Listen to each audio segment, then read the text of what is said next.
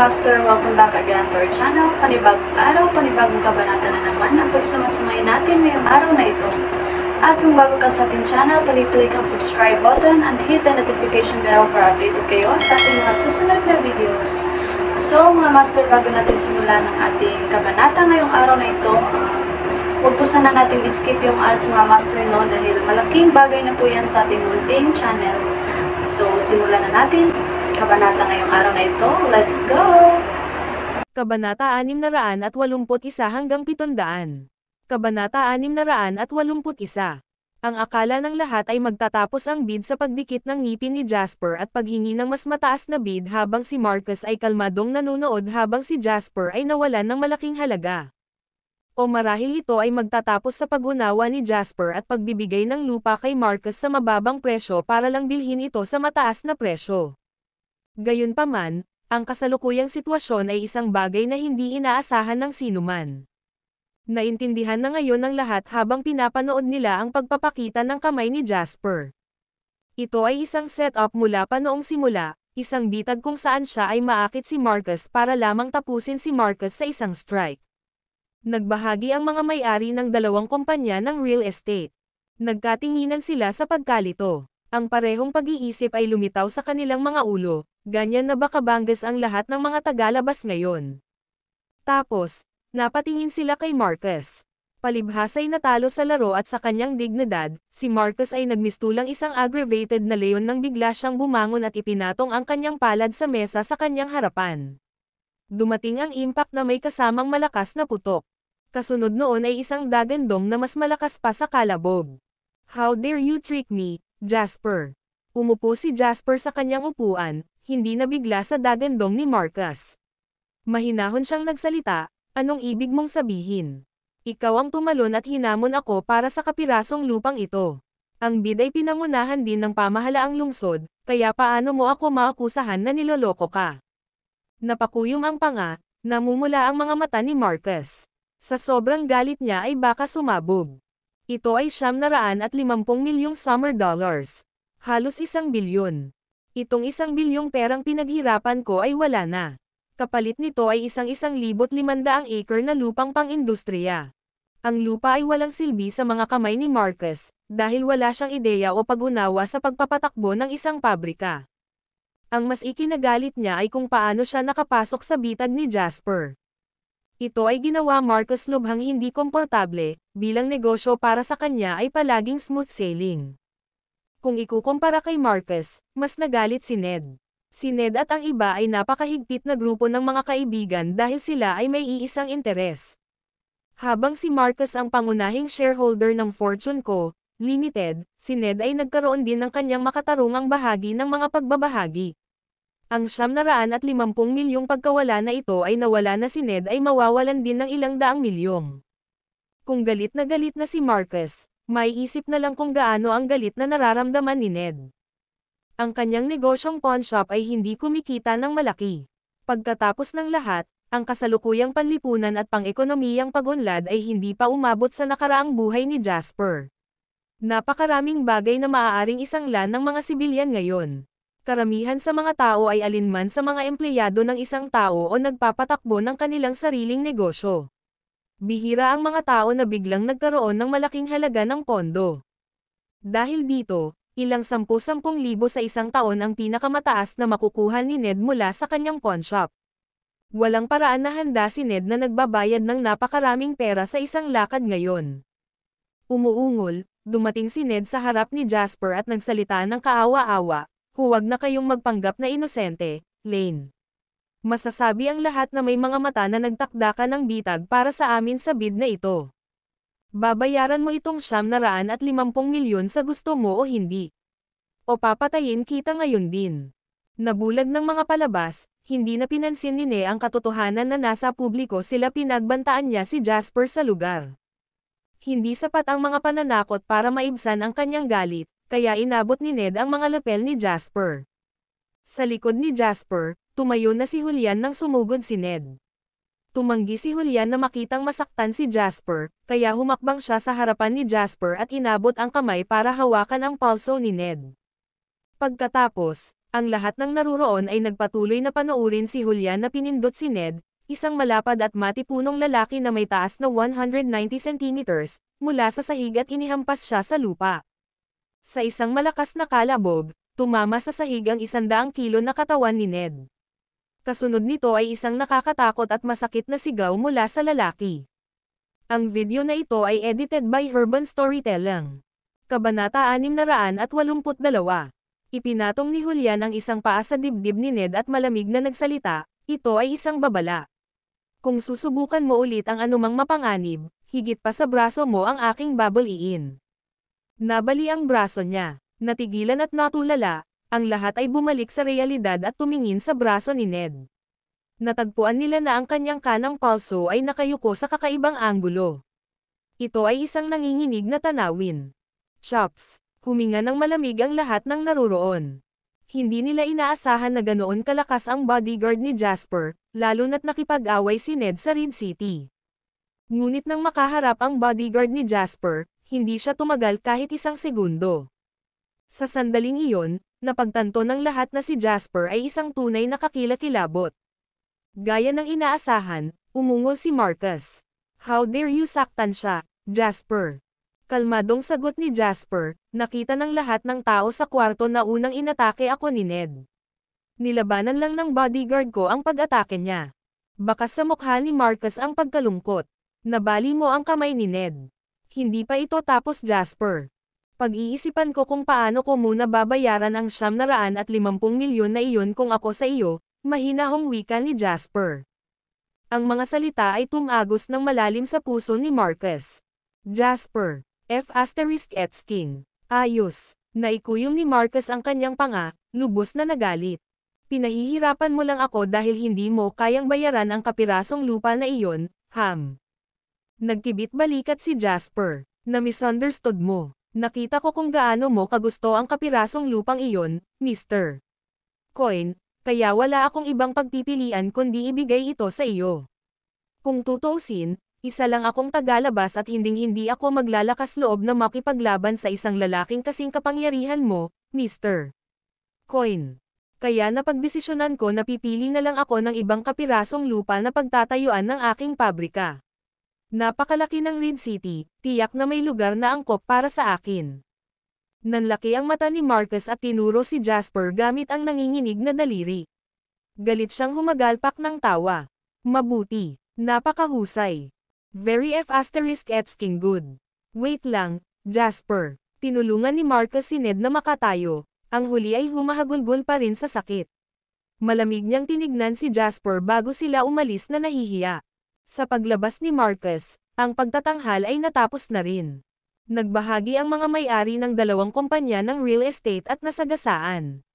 Magalang nilang binigay kay Jasper ang kanilang mga name card at sinabi kay Jasper na hanapin sila kung kailangan niya ng construction company para sa kanyang pabrika, na nangangako ng magagandang resulta sa murang halaga. Hindi malamig ang pakikitungo ni Jasper sa dalawang may-ari ng kumpanya ng real estate sa kabila ng malaking pagbabago sa kanilang mga ugali.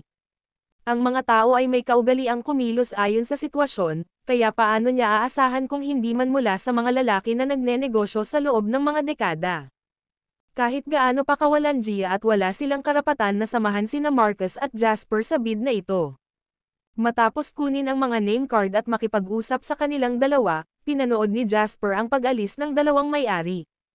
Ang dalawang may-ari ay lumakad patungo sa pinto na may pananabik at pagkabalisa.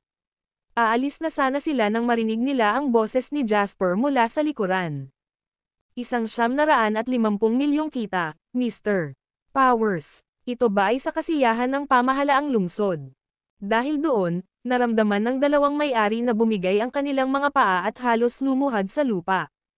Iso nakuha na ni Jasper ang suporta ng city government nang walang nakakaalam. Ang video na ito ay edited by Urban Storytelling. Kabanata 683. Hindi alam ni Mr. Powers kung ano ang iniisip ng dalawang tumatakas na may-ari ng real estate. Ang alam lang niya ay kasalukuyang gulong-gulo ang kanyang isip.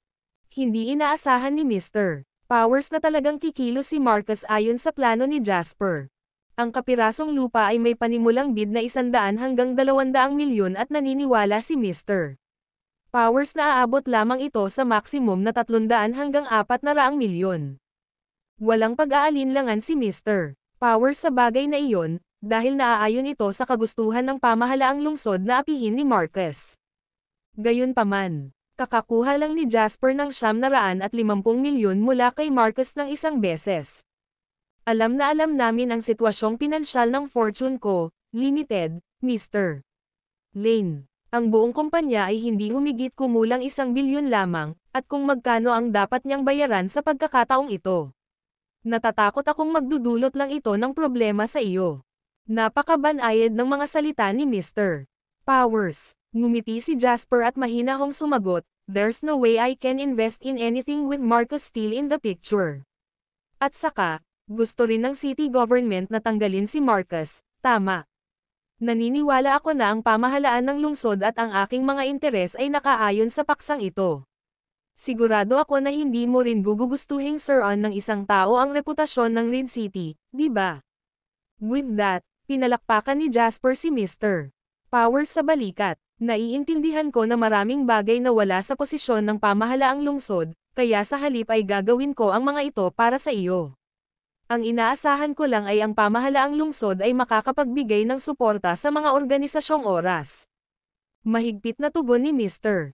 Powers, sisiguraduhin kong ipaparating ang iyong mensahe sa salita para sa salita, Mr. Lane. Magalang na nagpaalam si Jasper kay Mr. Powers at tinawag si Julian bago siya lumabas ng meeting room habang nag-stretch. Si Mr. Powers ay may malungkot na ekspresyon sa kanyang mukha habang pinagmamasdan si Jasper na naglalaho sa labasan. Noon lang, lumapit si Chad at mamulong kay Mr. Powers, "Ano ang dapat nating gawin dito, Mr. Powers? Ano pa bang magagawa natin?" Ang tanging opsyon ay iulat ito sa mga nakatataas at hayaan silang magpasya kung ano ang susunod na gagawin. Ang sitwasyon ay lumampas sa kung ano ang maaari naming kontrolin. Napabuntong hininga si Mr. Powers. Kuwit, hinarap niya ang pinakamasalimuot na problema gamit ang pinakasimpleng pamamaraan. Kawili-wiling binata. Isang lalaking nasa katanghaliang gulang ang nakaupo sa maluwag at solemna na opisina. May 2 watawat sa mesang pang-opisina na ito, ang mga bawal na taglayin ng mga ordinaryong mesa sa opisina. Magalang na tumayo si Mr. Powers sa harap ng mesa habang iniulat niya ang mga detalye ng bid ngayong umaga. Ipinaabot din niya ang mensahe ni Jasper nang hindi nawawala ang isang detalye sa medyo may edad na lalaki na iyon. Pagkatapos ng ilang sandali ng pag-iisip, itinagayway ng nasa katanghaliang gulang na lalaki ang kanyang kamay. "May meeting pa ako mamaya. Ikaw ang mamahalin sa pagtingin sa pag-unlad ng sitwasyong ito. Sa asensya, kailangan mong gawing malinaw ang aming paninindigan sa usapin. Huwag sabihin ang hindi mo kailangang sabihin at manatiling walang kinikilingan. Ngunit dapat mong gawin ang iyong bahagi ng maayos." Dahil doon, nagpaalam si Mr. Powers at lumabas ng silid habang malalim ang iniisip. Kuwit, sa pinakamagandang ospital ng mga tao sa Red City, ang Special Care Unit. Nakahiga si Ned sa hospital bed, namumutla ang mukha. Kagagaling lang niya sa operasyon at tinitiis ang sakit na nawala na ang anesthesia. Nagkaroon ng comminuted fracture ang braso ng pasyente. Ginawa na namin ang lahat para maayos ito, ngunit magkakaroon ng panghabang buhay na natapos sa kanyang kanang kamay. Magagamit niya ito bilang normal, ngunit hindi na ito makakapagbigay ng matinding puwersa o makasali sa mas maraming aktibidad. Tiningnan ng doktor ang grupo ng mga tao na may malas at uhaw sa dugo na ekspresyon sa kanilang mga mukha. Masyado siyang kinakabahan para makahinga ng mas malaki. "Basura ka. Ang iyong buong pamilya ay gawa sa basura." Sigaw ng isang lalaki na kamukha ni Ned. "Tama na. Sinabi na nila ito sa amin, kaya pareho lang ang makukuha naming sagot saan man kami magpunta." Hindi man lang lubusang napilayan ang kanang kamay niya. Sapat na iyon, hindi ba? Walang ekspresyong nagsalita si Len. "Salamat, Doktor. Pwede mo ba kaming iwan?" Dahil sa mapayapang ugali ni Len, nakahinga ng maluwag ang doktor at mabilis siyang nagdahan-dahan. Pagkaalis ng doktor, malungkot na lumingon si Len kay Marcus na kanina patahimik. "Magsalita ka, Marcus. Sabihin mo sa akin kung ano ang nangyari." Pagkatapos ay nagpatuloy si Marcus sa pag-relay ng mga pangyayari, kahit na walang pagmamalabos sa kanilang bahagi. Sa silid ng ospital, ang mga ama nina Marcus at Ned, sina Len at Fletcher, ay nagdilim sa kanilang mga ekspresyon. Iyon talaga ang nangyari, tatay, Tio Adkins. Yung Jasper Lane. Wala siyang respeto sa amin ni Ned dahil sa mayaman lang siya. Hindi man lang kami umimik at agad siyang sumigaw ng away. Ang bid na ito ay dapat ay isang patas na kompetisyon, ngunit sinong mag-akala na sinuhulan ng B***starred si Chad. Kahit si Mr. Powers ay napaboren din siya. Nahuli kami ni Ned sa isang bitag na itinakda niya at nawalan kami ng ₱750 milyon. Walang paraan na tatanggapin natin ang kinalabasan na ito. Matapos ang paliwanag ni Marcus, ang sitwasyon ay naging kaso ng pang-aapi sa kanila ni Jasper at hindi paggalang sa mga lokal na pamilya. Lumilitaw na nagset din si Jasper ng malisyosong bitag at naging sanhi ng pagkawala ni Marcus ng ₱750 milyon. Nang matapos si Marcus, tumahimik ang silid ng ospital. Pagkaraan ng mahabang panahon, pinandilatan ni Len si Marcus. Sa tingin mo ba dahil matanda na tayo ay hindi na natin alam ang karaniwang kilos ninyong mga kabataan? Pinipili lang namin na hayaang kumilos ayon sa gusto mo sa labas, ngunit hindi iyon magtatagal na bulag kami sa uri ng mga tao mo. Ang bahagi ng pagiging bitag ay totoo. Pero sa nakikita ko, na-provoke mo muna siya, di ba? Namumula sa kahihiyan si Marcus sa sinabi ni Len. Galit siyang nagsalita, pero totoo na nabali niya ang kamay ni Ned. Sinuhulan din niya si Chad para mawala ako ng ₱950 milyon. Malamig na harumph ni Len at nagsalita, sinabi ko naman sa inyo na huwag kayong magalit sa iba ayon sa gusto ninyo, di ba? Ano naman ngayon? Naiintindihan mo ba sa wakas kung gaano kalakas ang mga tagalabas? Ano ang gusto mong gawin tungkol dito, Fletcher? Napatingin si Len sa ibang lalaki na galit na galit. Ang video na ito ay edited by Urban Storytelling. Kabanata 684. Malungkot na tugon ni Fletcher, kahit ano pa ang aktwal na sitwasyon, nabali niya ang braso ni Ned. Makakalimutan ng pamilya Adkins ang pagtatrabaho sa Red City kung hindi ko man lang makukuha ang hustisya para sa anak ko. Tumanggaw-tango naman si Len, sige, parang magka-pinch tayo, kung ganoon. Ang Coin at ang mga pamilyang Adkin ay malapit na mula pa noong henerasyon ng aming ama. Walang paraan na tatayo ako at panoorin habang may nang-aapi kay Ned. Tatay, Tio Adkins, wala akong balak na bigyan ang pamahalaan ng lungsod ng ₱750 milyon, mahinang wika ni Marcus. Halatang pinupuntirya kami. Ang mga nakaraang taon ng trabaho ay magiging walang kabuluhan kung ibibigay ko lang sa kanila ang perang iyon. Magsasalita na sana si Len nang tumunog ang phone ni Marcus. Ito ay si Mr. Powers mula sa pamahalaang lungsod. Nag-iba ang ekspresyon ni Marcus nang tanggapin ang tawag. Pagkaraan ng ilang sandali, galit na ibinaba ni Marcus ang tawag at nagsalita, Itay, Tio Adkins, gusto ni Mr. Powers na bayaran ko ang ₱750 milyong presyo ng bidding sa loob ng 3 araw ng negosyo ayon sa mga regulasyon. Ano ang ibig sabihin nito? Huwag kang maglabas ng kalokohan. Sinaman ng tingin ni Len si Marcus na mukhang hindi marunong pumili ng maayos at umungol. May mga bagay na pwede mong itago sa sarili mo, okay. Hindi mo kailangang ibulalas ang bawat pag-iisip na pumapasok sa iyong isipan. Ilang taon ka na ha?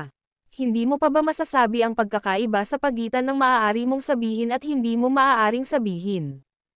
Galit na sagot ni Marcus, Mr. Powers sounded really stern sa phone. Sabi niya, kapag hindi ako nagbayad, kakasuhan kami ng city government at ihaharap kami sa korte.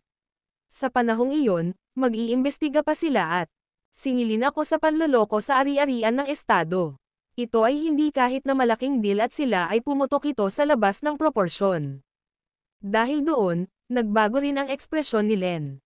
Tumingin siya kay Fletcher at malungkot na nagsalita, yung taong bagong manungkulan sa pamahalaang lungsod, di ba? Ngumisi si Fletcher, dapat lang. Siya lang naman ang may ayaw sa atin. Ilang hakbang na ang ginawa nila laban sa amin kamakailan kaya walang paraan na pabayaan nila ang pagkakataong ito.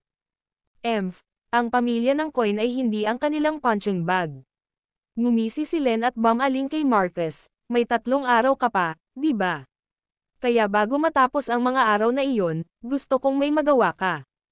Ano ito? Tanong ni Marcus. Sabi mo sinuhulan ni Jasper itong lalaking tinatawag na Chad.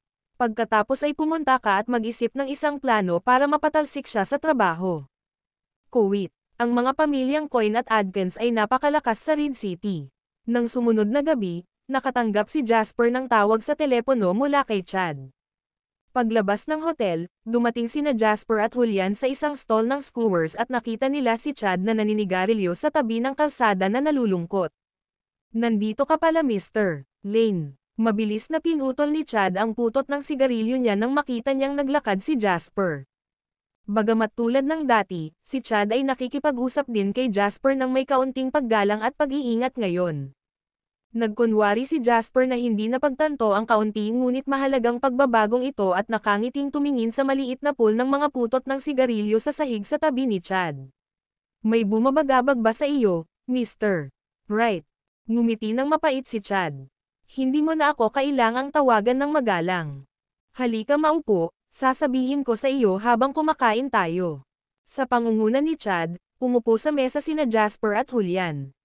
Ngumiti si Chad kay Jasper at nagsalita, mahilig ako sa skewer, Mr. Lane, kaya kakainin ko ito kada ilang araw. Kaya patawarin mo ako sa hindi kita pag-imbite sa isang high-class na restaurant. Ang aking mga magulang ay mga magsasaka. Wala akong pakialam kung gaano kamura ang pagkain, lalo na kapag hapunan. Walang mas mahusay kaysa sa mga tuhog ng tupa. Tumawa si Jasper. Maganda. Naningkit ang mga mata ni Chad at napalingon siya sa may-ari, makukuha pa ako ng 10 tuhog ng tupa, pakiusap. Binuksan ni Chad ang 2 bote ng malamig na beer. Inabot din niya kay Julian ang ilang bote ng non-alcoholic drinks dahil alam niyang bodyguard ni Jasper si Julian at hindi umiinom. Kaya sabihin mo sa akin, Mr. Right, anong nangyari? Tanong ni Jasper. Kinausap ako ng boss ko noong nag-clock out ako ngayon. Ang sabi niya ay ililipat niya ako sa isang maliit na nayon sa timog ng Reed City, paliwanag ni Chad na may malalim na buntong hininga. Mula sa pagtatrabaho sa isang lungsod hanggang sa ma-demote diretso sa isang maliit na nayon. Hindi man lang sa isang bayan. Pambihira yan, makahulugang komento ni Jasper. Haha, ito ay gawain ng pamilyang Coin. Napangisi si Chad at humigit kumulang na lagok ng isang malaking lagok ng beer. Kaya ibinagsak ko ang kamay ko sa mesa at sumuko. Sumabog ako at inilabas ang lahat ng hindi makatarungang pinapanatili kong nakabote sa loob ko. Kung gusto ng pamilyang Coin na mangapi at mangibabaw, mas gugustuhin kong hindi na magtrabaho doon. Kanina ko pa iniisip na magtrabaho kasama ka, Mr.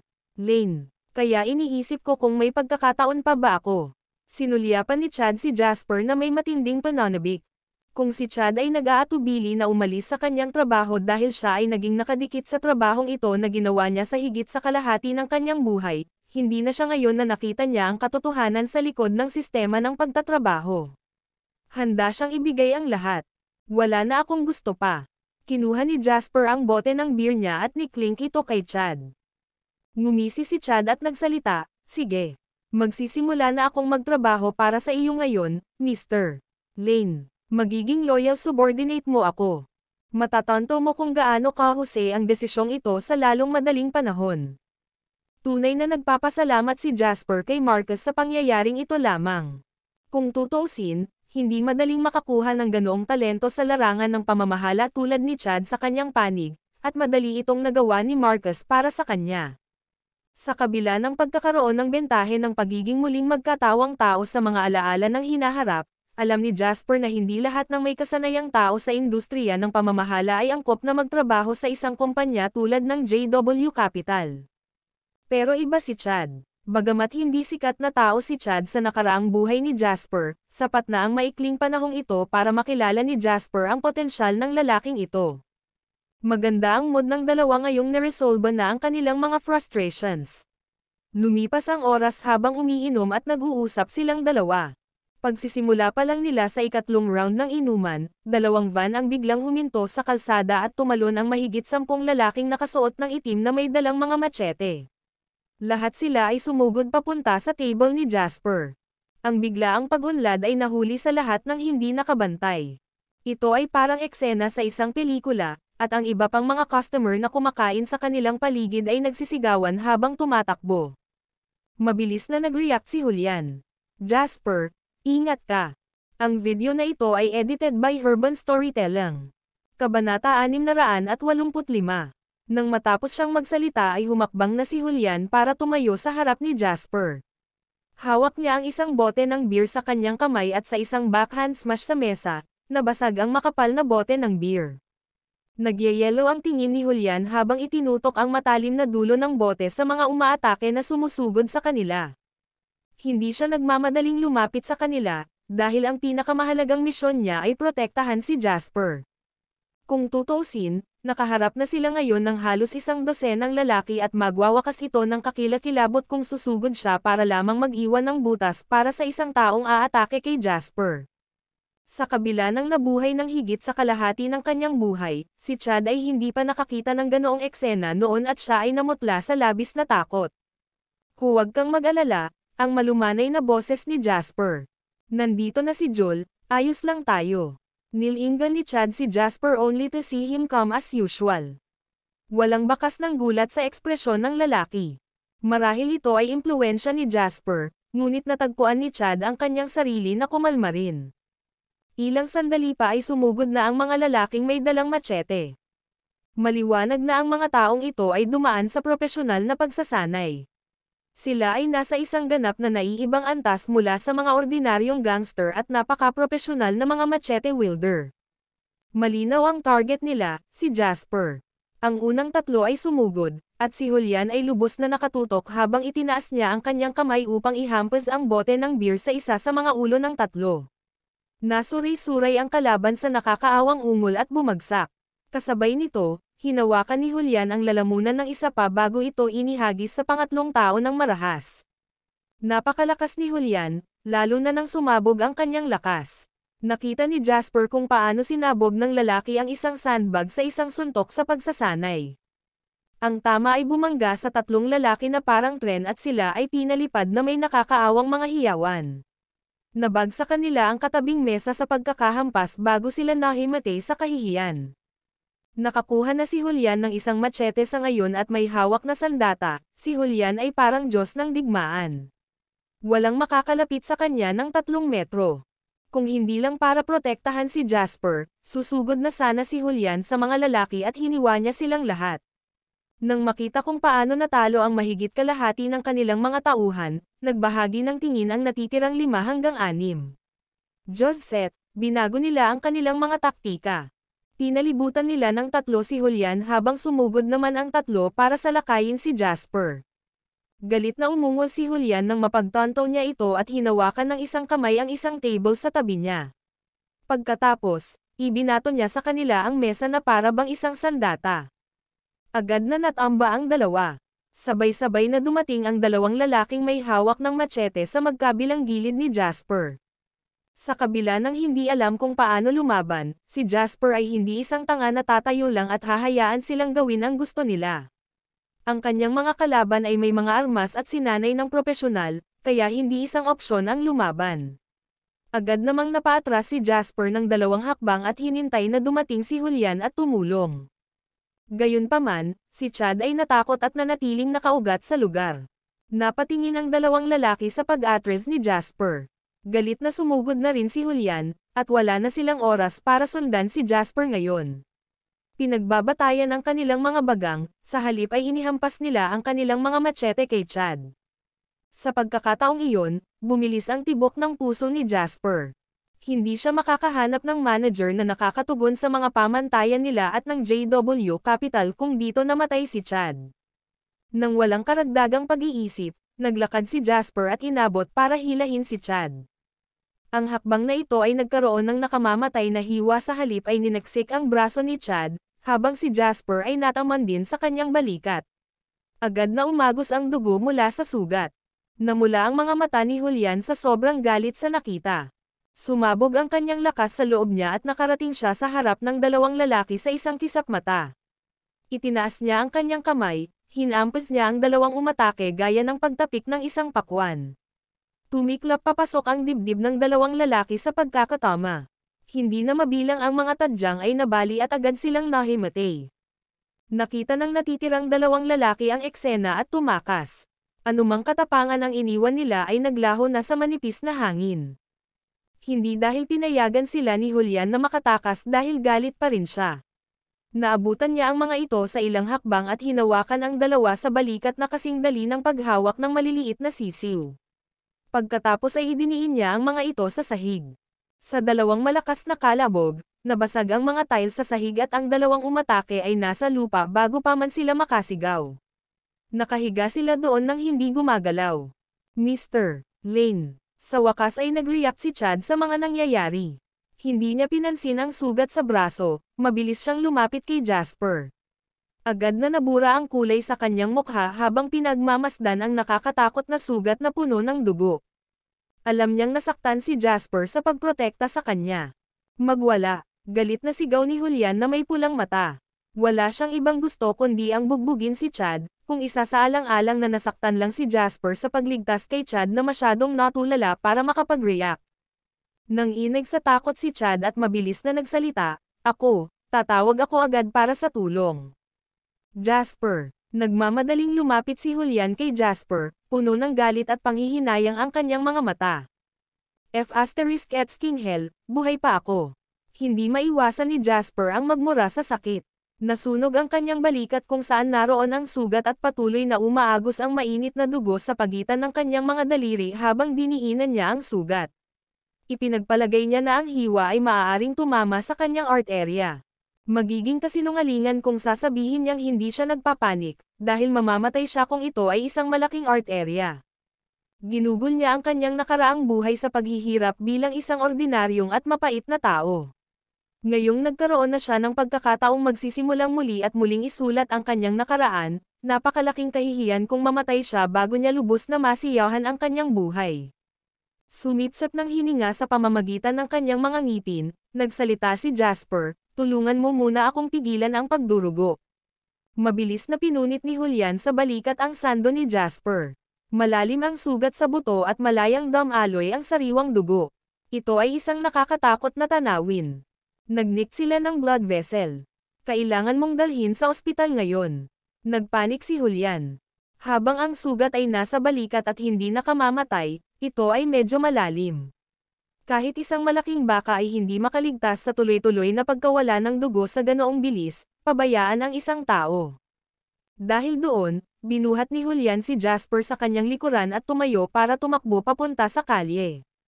Maya-maya lang ay may dumaan na taxi at walang isip na iniabot ni Julian si Jasper kay Chad bago sumakay para pumara ng taxi. Nagulat ang driver nang makita si Julian na basang-basa sa dugo. Nang hindi siya naglakas loob na ihinto ang sasakyan, lumiko siya sa kaliwat kanina upang libutin si Julian ngunit sa halip ay tumalon ang lalaki sa hood. Sa isang suntok, nabasag ni Julian ang windshield at muntik nang atakihin sa puso ang driver. Dalhin mo kami sa ospital. Papatayin kita kapag sinayang mo ang oras natin. Nanlamig ang mga mata ni Julian, at ang kanyang walang awa na tono ay nagpamanhid sa mga binti ng driver. Walang ideya si Jasper kung paano siya napunta sa taxi, at ang tanging naririnig niya ay sina Chad at Julian na nag-uusap. Narinig din niya ang dagandong ng makina, at ang mga mabibigat na talukap ng mata niya ay tumanggap ng hindi hihigit sa mga anino ng mga street lamp na lumipad. Unti-unting naglaho ang tunog at tanawin nang dumulas ang kamalayan ni Jasper. Ang video na ito ay edited by Urban Storytelling. Kabanata 686. Malubhang nasugatan si Jasper at sa pagkabigla. Pagpasok niya sa ospital ay wala na siyang malay. Nagkagulo ang buong Southeast Province nang kumalat ang balita sa kanila. Nakatanggap si Wendy ng tawag mula kay Julian sa kalagitnaan ng gabi, at masyado siyang nabigla sa balita para makapagsalita man lang. Si Dawson ang pinakakalma at agad na nakipag-ugnayan kay Henry na nasa Norritos City din. Binaliktad ni Henry ang isang mesa sa balita. Nang gabing iyon, tinawag ni Henry ang kanyang pribadong eroplano na lumipad mula sa Harbor City. Ang eroplano ay lumapag sa Norritos City upang lumipad lamang patungo sa Reed City sa loob ng 10 minuto ng landing pagkatapos sumakay sina Henry at Wendy. Sa pinakamaikling panahon, ang sitwasyon ay umunlad sa pinakamabilis na nakakatakot. Ang impluwensya nito ay nagsasangkot ng maraming lupon at maraming tao ang nawawalan ng tulog sa kaalaman. Ang unang nakaalam ng balita ay ang pinuno ng pamahalaan ng Red City. Matapos magising sa tawag sa telepono ni Mr. Powers sa kalagitnaan ng gabi, ibinagsak ng matino at matatag na lalaki ang kanyang tasa nang marinig niya ang balita sa kanyang pag-aaral. Matapos ibulalas kung gaano kamangmang sa batas ang mga taong iyon sa loob ng 3 magkakasunod na beses, si Mr. Powers ay nakatayo sa pag-aaral na takot habang basang-basa sa pawis. Napakakomplikado ng sitwasyon ngayon, Chief. Lahat ng tao sa Red City ay nakatingin sa mga nangyayari at nabalitaan kung pupunta ang pamilya ni Jasper ngayong gabi.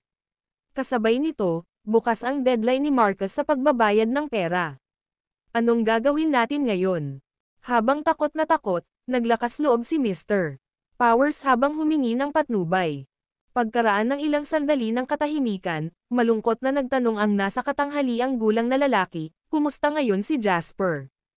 Sinabi ng ospital na ito ay isang hypovolemic shock, at ginagawa nila ang lahat ng kanilang makakaya upang mapanatili siyang buhay, sagot ni Mr. Powers. Isang hypovolemic shock, hindi iyon isang maliit na bagay. Ang nasa katanghaliang gulang na lalaki ay mabilis na huminahon mula sa kanyang galit at nagsimulang pag-aralan ang mga kalamangan at kahinaan ng insidente. Sige, gusto kong bantayan mong mabuti ang kalagayan ni Jasper sa ospital. Kung ayaw ni Marcus na bayaran tayo bukas, ay hold muna natin ito. Kailangan natin ang tulong ni Jasper para dyan. Masasabi ni Mr. Powers na binalak ng hepe na maghintay muna bago sila gumawa ng hakbang. Kung magising si Jasper, magpapatuloy ang lahat ayon sa plano. Kung pumasa si Jasper ngayong gabi, walang kabuluhan ang lahat ng pinaghirapan nila noon. Bumantong hininga si Mr. Powers at sumagot, sige, babantayan ko ng mabuti. Bisitahin si Jasper sa sandaling magising siya. Pero kung hindi, dito titigil ang plano natin, utos ng lalaki. Oo, Chief, kuwit. Sa sandaling iyon, si Ned ay sumisigaw ng labis sa kanyang silid sa ospital. F***king yes. Sino ang nakakaalam kung patay na ang F***sucker na iyon o hindi pa? Tumawa ng malakas si Marcus at kinausap si Ned na kitang-kita sa mukha nito ang tuwa. Hey, ilang oras na lang dapat may balita na dyan. Nabalitaan kong basang-basa siya ng dugo pagdating niya sa ospital. Halos mag-zero ang blood pressure niya, sa tingin ko ay hindi siya aabot. Napangiti ng masama si Ned. Mas mabuti pa iyon, kung gayon. Napuno ng puot ang titig ni Marcus. Kailangan kong pasalamatan ang iyong ama para dito, pinatay siya ng isang beses.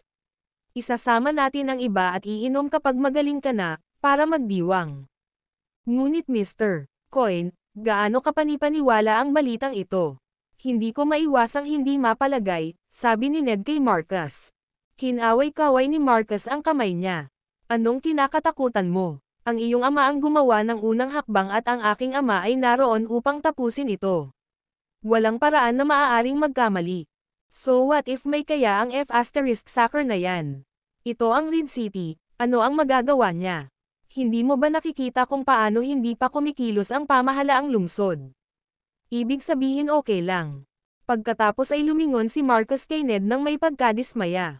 O sinasabi mo sa akin na nag-aalala ka ngayon? Isipin mo na lang, nabali niya ang braso mo. Puno ng hinanakit ang ekspresyon ni Ned habang nagsasalita, nag-aalala. Ang inaalala ko lang dito ay ang dali niyang namatay. Hindi pa nga ako nagkaroon ng pagkakataon na pahirapan siya. Hahaha, dahil maganda ang mood natin, paano kung kukuha kita ng ilang dilag na makakasama mo sa gabi? Masayang bumangon si Marcus. Ang video na ito ay edited by Urban Storytelling. Kabanata 687. Kaya mo ba? Nagningning ang mga mata ni Ned, ngunit tila nag-aalangan siya. Bakit hindi? May sugat ka lang kamay. Lahat ng iba ay gumagana pa rin, hindi ba? Ngumisi ng masama si Marcus. Tapos dalhan mo ako ng 2. Magse-celebrate ako. Kuwit. Kasabay nito sa Norris City, Southeast Province. May kumatok sa kwarto ng isang villa. Pumasok ka. Umalangaw mula sa loob ang pagod na boses ni Conrad. Pumasok ang tao at binuksan ni Conrad ang desk light niya. Ano ito? Bakit mo ako hinanap sa kalagitnaan ng gabi? Nakakuha lang kami ng balita mula sa mga taong ipinadala namin para bantayang mabuti si Jasper at ang pamilya Schuler. May nangyari kay Jasper sa Red City at siya ay kasalukuyang nasa emergency room sa ospital. Hindi natin alam kung matatapos ba siya magdamag. Napaangat ang ulo ni Conrad nang magtanong siya sa garalgal na boses, "Sigurado ka ba?" Tumanggo ang lalaki. Si Wendy ay sumakay ng hating gabi sa pribadong eroplano ni Henry. Mula doon, sa palagay ko maaari nating kumpirmahin na totoo ang balita. Nagsalubong ang kilay ni Conrad. Siya ay tuwang-tuwa kanina, ngunit ngayon siya ay nasa kawalan ng pag-asa. Hindi na niya alam kung ano ang eksaktong nararamdaman niya. Pagkaraan ng mahabang panahon, nagtanong si Conrad, "Alam ba natin kung sino ang gumawa nito?" Para hindi makahalata si Jasper, hindi kami naglakas loob na bantayan siya ng malapitan. Ang makumpirma lang namin ay inatake siya ng isang lokal na pamilya, malamang dahil sa alitan sa isang kapirasong lupa. Kakaibang tumawa si Conrad. Anong makapangyarihang pamilya? Si Jasper ay isang tao na kahit ako, si Conrad Monty, ay maaaring manalo, ngunit nagawa nilang ipadala siya sa ospital ng napakadali. Anong brutal na mga kababayan mula sa hindi kapansin-pansing mga nayon. Ano ang susunod, Mr. Monty? Pumikit si Conrad at sumandal sa headboard. Matapos ang mahabang sandali ng pag-iisip, sumagot siya, "Wala. Patuloy kaming nagtatayo ng aming pabrika para sa mga MP3 player." Hindi alintana kung nabubuhay si Jasper o hindi, ito ay isang malaking kita pa rin na negosyo. Para sa mga taga-nayon sa Red City, ilang oras na lang bago nila malalaman kung gaano kakilakilabot ang kahihinatnan ng pagpapadala kay Jasper sa ospital. "Hayaan mo na sila." Tumanggo ang lalaki. "Naiintindihan ko, Mr. Monty. Aalis na ako kung wala ng utos."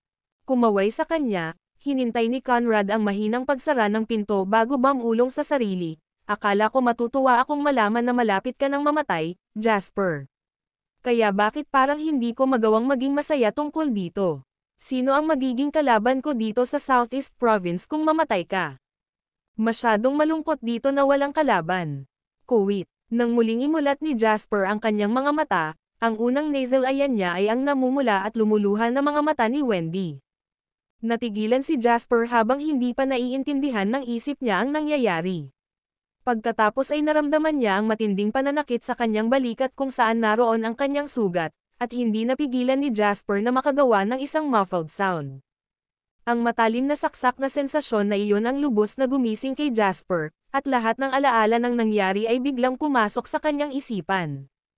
"Gising ka na pala, gising ka na." Masayang sigaw ni Wendy. Mahigpit niyang hinawakan ang kamay ni Jasper gamit ang magkabilang kamay niya at nagsalita ng may panginginig sa boses, "Hindi mo alam kung gaano ako natakot."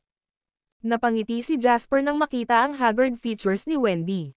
"Paano ka nakarating dito? Maliit na sugat lang, ayos na ako." "Anong ibig mong sabihin maliit na sugat lang? Sinabi ng doktor na mauubusan ka ng lahat ng dugo kung dumating ka pagkaraan ng ilang sandali. Tinakat mo ako hanggang sa mamatay." Umiyak si Wendy habang pinipilit ang sarili na huwag umiyak. Tumawa si Jasper. Siya, "Okay lang. Gising na ako, 'di ba? Babayaran ko sila sa halagang hindi nila kayang bayaran." Ang video na ito ay edited by Herban Storytelling. Kabanata 688. Kailangan mong maghiganti. Ang karaniwang banayad at kalmadong tingin ni Wendy ay nababalot na ngayon ng hindi pa nakikitang puot at galit. Magsasalita pa lang sana si Jasper nang marinig niyang nagpatuloy si Wendy, "Hindi ka na pwedeng magstay dito. Masyadong delikado." Ngumiti ng mapait si Jasper. "Naging pabaya ako. Hindi na mauulit, I promise. By the way, anong oras na ngayon?" Sa katunayan, matagumpay na naabala ni Jasper si Wendy at binago ang usapan. "Mahigit isang araw ka nang natutulog." Pinunasan ni Jasper ang kanyang mga temps. "Hindi naman masyadong masama. Nasaan si Jewel?" Mahigit isang araw na siyang nakaluhod sa pintuan. Napabuntong hininga si Wendy. Sinabi niya na kailangan niyang humingi ng tawad. Napataas ang kilay ni Jasper. "Yung tanga. Ito ay walang kinalaman sa kanya. Tawagan mo siya." Galit na wika ni Wendy, "Sa tingin mo hindi ko pa sinubukan? Hindi lang siya babangon. Sabihin mo sa kanya gising na ako at pinapasok ko siya." Mahinahong wika ni Jasper at tinapik ang kamay ni Wendy. Alam niyang ang pagluhod ang ideya ni Julian, ngunit hindi ibig sabihin na walang intensyon si Wendy na ilabas ang galit sa kanya. Kung tutuusin, hindi alam ni Wendy ang nangyari noon, at kung isasaalang-alang ang personalidad ni Julian, tiyak na sisisihin niya ang sarili niya kapag sinubukan niyang magpaliwanag. Dahil dito, lubos na naiintindihan na nagalit si Wendy kay Julian nang ang alam niya lang ay nasugatan si Jasper. Tumanggo si Wendy at tumayo para yayain si Julian na pumasok. Maging si Julian ay mararamdaman din ang epekto ng pagluhod ng isang buong araw sa kabila ng kanyang pangangatawan, at bahagya siyang naliligaw sa paglalakad. Umupo ka. Tinuro ni Jasper ang bakanteng lugar. Magsasalita pa sana si Julian pero sinaman siya ng tingin ni Jasper. Tumanggi ka bang makinig sa akin ngayon? Umupo si Julian sa upuan. Hindi mo kasalanan kung nasaktan ako. Tiyak na ligtas ako kung hindi ko inabot si Chad noon, ngunit tiyak na patay na si Chad ngayon kung ganoon nga. Siya ang bagong direktor ng Human Resources Department sa JW Capital. Napaka-importanteng karakter niya, kaya hindi ko pwedeng hayaan na lang siyang masaktan. Pero okay lang kung masaktan ka. Nalungkot si Wendy. Ngumiti si Jasper. Hindi pa ako masyadong nag-iisip that time, pero aminado naman ako na padalos-dalos ako. Ang nangyari sa pagkakataong ito ay isang aksidente. Wala ni isa sa amin ang nakakaalam kung ano ang mangyayari. At saka, hindi ko kayang panoorin na lang si Chad na namatay matapos salakayin ng lalaking may hawak ng machete sa harapan ko, di ba? So Jul, wala kang kasalanan sa nangyari. Kung meron man, niligtas mo ako. Hindi ako nakahiga dito ngayon kung hindi dahil sayo. Matigas na sagot ni Julian, but I exist to protect you, Jasper. Kasalanan ko kung masaktan ka. Kahit kailan, hindi pa kita nakikitang matigas ang ulo. Sinasabi mo ba sa akin na papasok ka kapag nag-away kami ni Wendy sa susunod?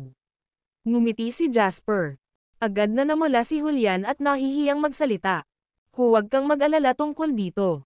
Walang sinisisi sa iyo ang nangyari sa pagkakataong ito. Sa katunayan, kailangan kong magpasalamat sa iyo sa pagliligtas sa aking buhay. Mabilis na nagsalita si Julian. Jasper, huwag mong sabihin. Bago pa matapos magsalita si Julian ay may nagbukas ng pinto sa hospital ward. Nakatayo si Chad sa labas ng ward na may mga bendahe na nakabalot sa kanyang braso. Sa tabi niya ay isang medyo may edad na babae na may pulang mata. Gising ka na, Mr. Lane. Bulalas ni Chad habang papasok sa kwarto at tuwang-tuwa na naglakad papunta sa kama ni Jasper. Ang video na ito ay edited by Urban Storytelling. Kabanata 689. Ngumiti si Jasper. Nasaktan ka ba? Umiling si Chad. Iniligtas mo ako sa krusyal na sandali na iyon kaya nagkaroon lang ako ng maliit na gatlas sa aking braso. I'm so sorry, Mr. Lane. Magsasalita pa lang si Chad nang lumuhad ang babaeng katabi niya sa harap ni Jasper at humagulgol. Ikaw ang tagapagligtas ng aming pamilya, Mr. Lane. Hindi ko alam kung paano kita pasasalamatan sa ginawa mo. Mabilis na sinenyasan ni Jasper si Wendy na tulungang tumayo ang babae bago ito ngumiti at nagsalita, ikaw dapat si Mrs. Right, kung ganoon. No, please, call me by my name, Mr. Lane. Ako si Alina Tyler. Medyo mas matanda sa akin si Chad. Tama lang na tawagin kitang Mrs. Right. It's not that big of a deal, actually. Gising na ako, di ba? Nilingan ni Jasper si Chad. Ano ang nangyayari sa labas nitong 2 araw? Napabuntong hininga si Chad. Maraming tao ang nakatingin sa iyo ngayon. Ngunit sa parehong oras, iyon din ang lahat ng lawak nito. Dapat babayaran ni Marcus ang 950 million kahapon pero hindi niya ginawa, at hindi rin nag-react ang city government. Kaya hinihintay nilang lahat kung makakalabas ako ng buhay o hindi, Walang pakialam na komento ni Jasper. Sa palagay ko ang paggising ko ay mabibigo ang ilan sa kanila. Just, tawag ni Wendy. Nilingan siya ni Jasper. Wendy spoke with a little weird expression, pumunta talaga ako dito sa private plane ni Henry.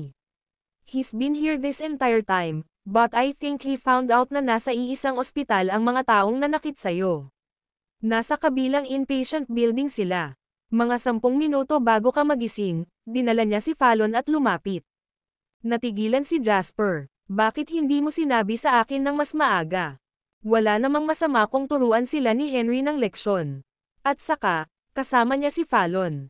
Magiging maayos siya, nakapout na wika ni Wendy. Ang mga kababaihan, gaano man kaalam, ay dadala ang lahat ng kanilang mga iniisip sa kanilang mga lalaki kapag mayroon silang isa sa kanilang tabi. Ang isang maliit na babae na ang lalaki ay tinatrato ng masama sa labas ay higit na nakakatakot kaysa sa isang lalaki. Hinaplos ni Jasper ang kanyang mga templa at nagsalita, "Ipasa mo sa akin ang aking telepono." Akmang kukunin ni Wendy ang kanyang telepono nang muling bumukas ang pinto ng ward. Ilang araw na rin ang nakalipas mula noong huli silang magkita. Malungkot na sinipa si Ned sa silid gamit ang kanyang kanang braso sa isang cast at ang kanyang damit sa ospital ay gutay-gutay. Kung hindi dahil kakaiba ang pangangatawan ni Ned, baka hindi na makilala ni Jasper ang lalaking nauna sa kanya. Si Ned ay may mga luha at uhog na umaagos sa kanyang mukha na natatakpan ng mga pasa. Sumunod si Henry sa kwarto pagkatapos. Agad na palitan ng malapad na ngiti ang masamang tingin sa mukha niya nang makita ang nanlalaking mata ni Jasper. "Hoy, gising ka na pala. Alam kong magiging maayos ka. Na para bang kukunin ng Diyos ang asterisk mga bastos na tulad mo upang magdulot ng kaguluhan para sa kanya sa langit." Gaya ng inaasahan, ganyan lang magsalita si Young Master Lo. Tinuro ni Jasper si Ned na umiiyak pa rin. "Anong nangyari sa kanya? Ano sa tingin mo?" Ngumisi si Henry, ngunit ang kanyang mga mata ay napakadilim. Iniisip ng F***Sacker na ito na dahil lang sa isa siyang trust fund na baby at may mayaman na ama, magagawa niya ang anumang gusto niya.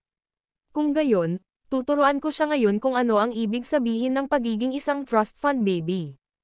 Lumapit si Henry at hinawakan ang baba ni Ned bago ito sinampal sa mukha, sumigaw, "Hindi ka ba naging proud sa sarili mo ngayon lang?" Kumuha ng mga profesional para bugbugin si Jasper, "Ha? Sige na. Gusto kong makita mo pang tawagin sila." Logically speaking, hindi dapat mapanalunan ni Henry si Ned sa isang laban.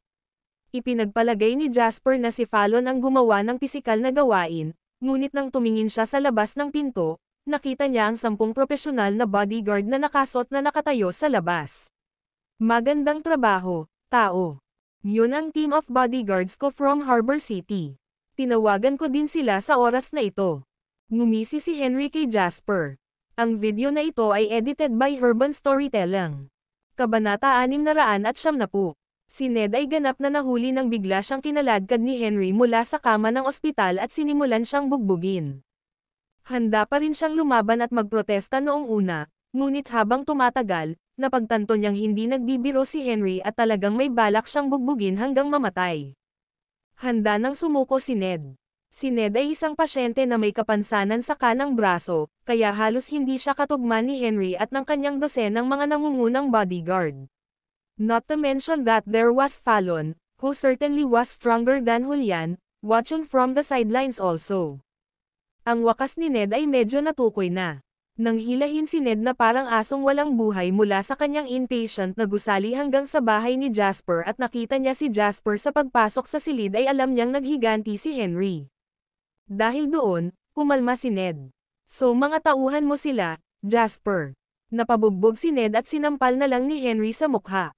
Siya ay nasa isang labis na pagsisisi, ngunit ang kanyang ekspresyon ay hindi maaaring maging mas mayabang kapag siya ay tumingin kay Jasper. "Buhay ka pa talaga. Napakahusay, kung gayon. Haha. Tatandaan ko ito, Jasper. Teka lang, papatayin na kita agad.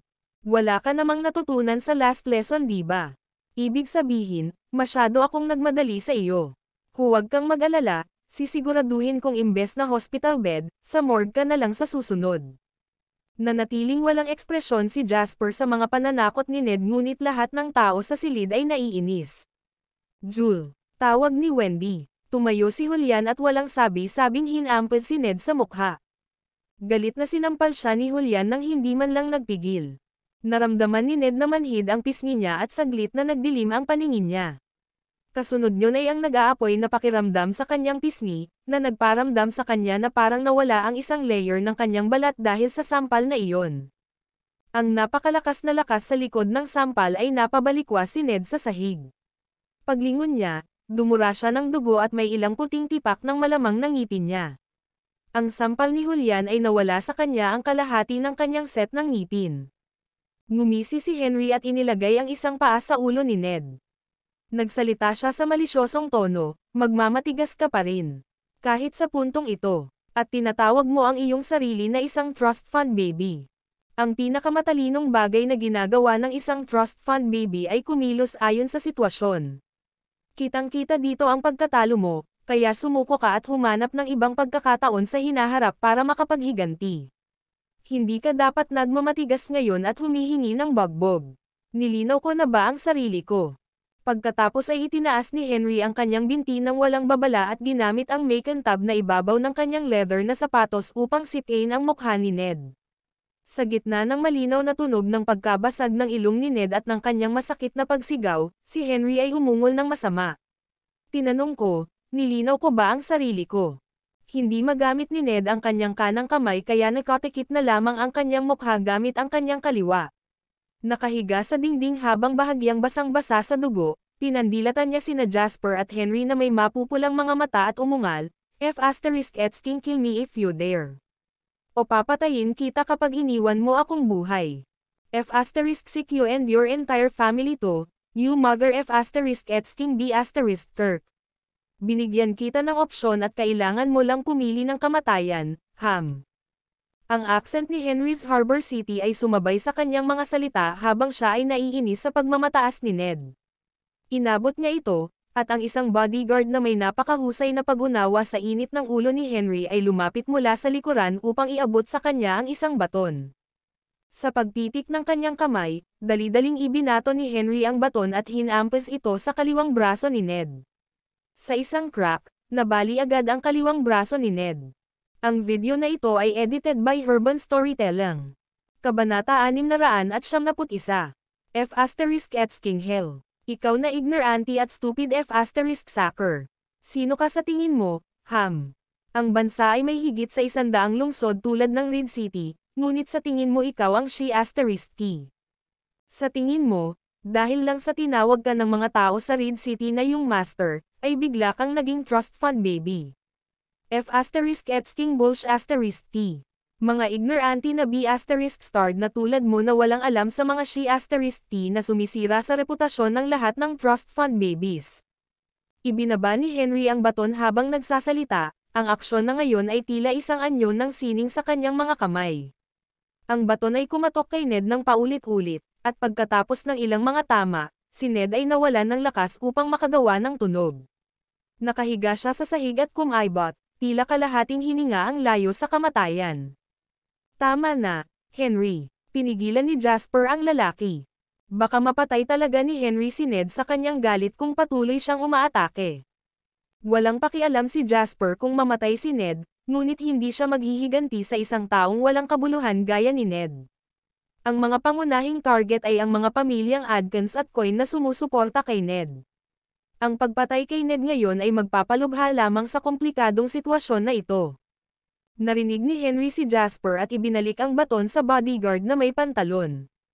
Nakaramdam ng init sa lahat ng aksyon, niluwagan ni Henry ang kanyang kwelyo at itinuro si Ned na nakahandusay sa lupa. Ay drag itong tumpok ng laman palabas sa koridor. Nandito naman tayo sa ospital kaya iwan mo na lang siya doon. Mabilis na lumapit ang dalawang bodyguard at yumuko para magkahawak ng paa bago nila kinaladkad si Ned. Ginawa ang lahat ng napakadali na naging patunay na hindi ito ang unang pagkakataon na tinulungan nila si Henry na gawin ang ganoong bagay. Matapos hilahin si Ned, pumunta si Henry sa kama ni Jasper at tumawa. Hindi ka naging mabait sa pagkakataong ito. Alam mo kung gaano ko kagustang mabuli sa mga *S shows na tulad niya. So how could you come here and have fun all alone without me? Oo, sobrang saya na napadpad ako sa ospital, iritadong sambit ni Jasper. Tuwang-tuwa si Henry, salamat sa kabutihan mo. O ito ay magiging mas malaking problema. Alam ng matandang master, gulat na tanong ni Jasper. Hindi pa, tinatago natin sa kanya. Pero alam ng tatay ko, sagot ni Henry na may sinag. Sinabi niya sa akin na sabihin sa iyo na sirain sila. Gawin ang anumang gusto mo at F***sick up sa kanila. Hindi para sa iyong sarili, Ngunit para sa mga mamumuhunan na tulad namin upang magkaroon tayo ng isang mas magandang kapaligiran upang mamuhunan. Let's be honest, hindi lang ikaw ang kinailangan nitong harapin. Kinailangan itong harapin ng Law family sa napakaraming lugar noong gusto naming mamuhunan sa mga lokasyong iyon. Ganap na kasuklam-suklam na pag-uugali. Napagpasyahan ng aking ama na tatawag siya sa Swallow Capital sa pagkakataong ito, kaya malamang nasasabog ito hanggang sa punto kung saan malalaman ang mga nakatataas. Sumimangot si Jasper at nagsalita, kung gayon, nagbabago ang kahulugan ng lahat ng ito. So paano kung magbago? May balak ka bang iwan na lang ang usapin? Pinandilatan siya ni Henry mula sa gilid ng kanyang mga mata. Bulge asterisk T. Madilim ang ekspresyon ni Jasper. Muntik na akong mamatay, walang paraan na iiwan ko ito ng mag-isa. Napangiti si Henry. Ayan na tayo. Huwag mag-alala tungkol dito, mayroon kang mga nakatataas na sumusuporta sa iyo. Isang mata sa isang mata. Katatapos lang magsalita ni Henry nang may kumatok sa pinto. Nang marinig na binisita siya ni Mr. Powers, mahinahong nagsalita si Henry, papasukin siya. Bumukas ang pinto sa ward at mapait na napangiti si Mr. Powers nang makitang walang pakialam na nakaupo si Jasper sa hospital bed. Mukhang masama ang loob mo, Mr. Lane. Ang video na ito ay edited by Herban Storytelling. Kabanata 672. Nagbibiro ka siguro, Mr. Powers, kagigising ko lang. Hindi ko pa nga alam kung anong nangyari. Alam ni Jasper na hindi niya masisisi si Mr. Powers sa nangyari. Nagalit lang siya sa katotohanang muntik na siyang mawalan ng buhay dito sa Red City.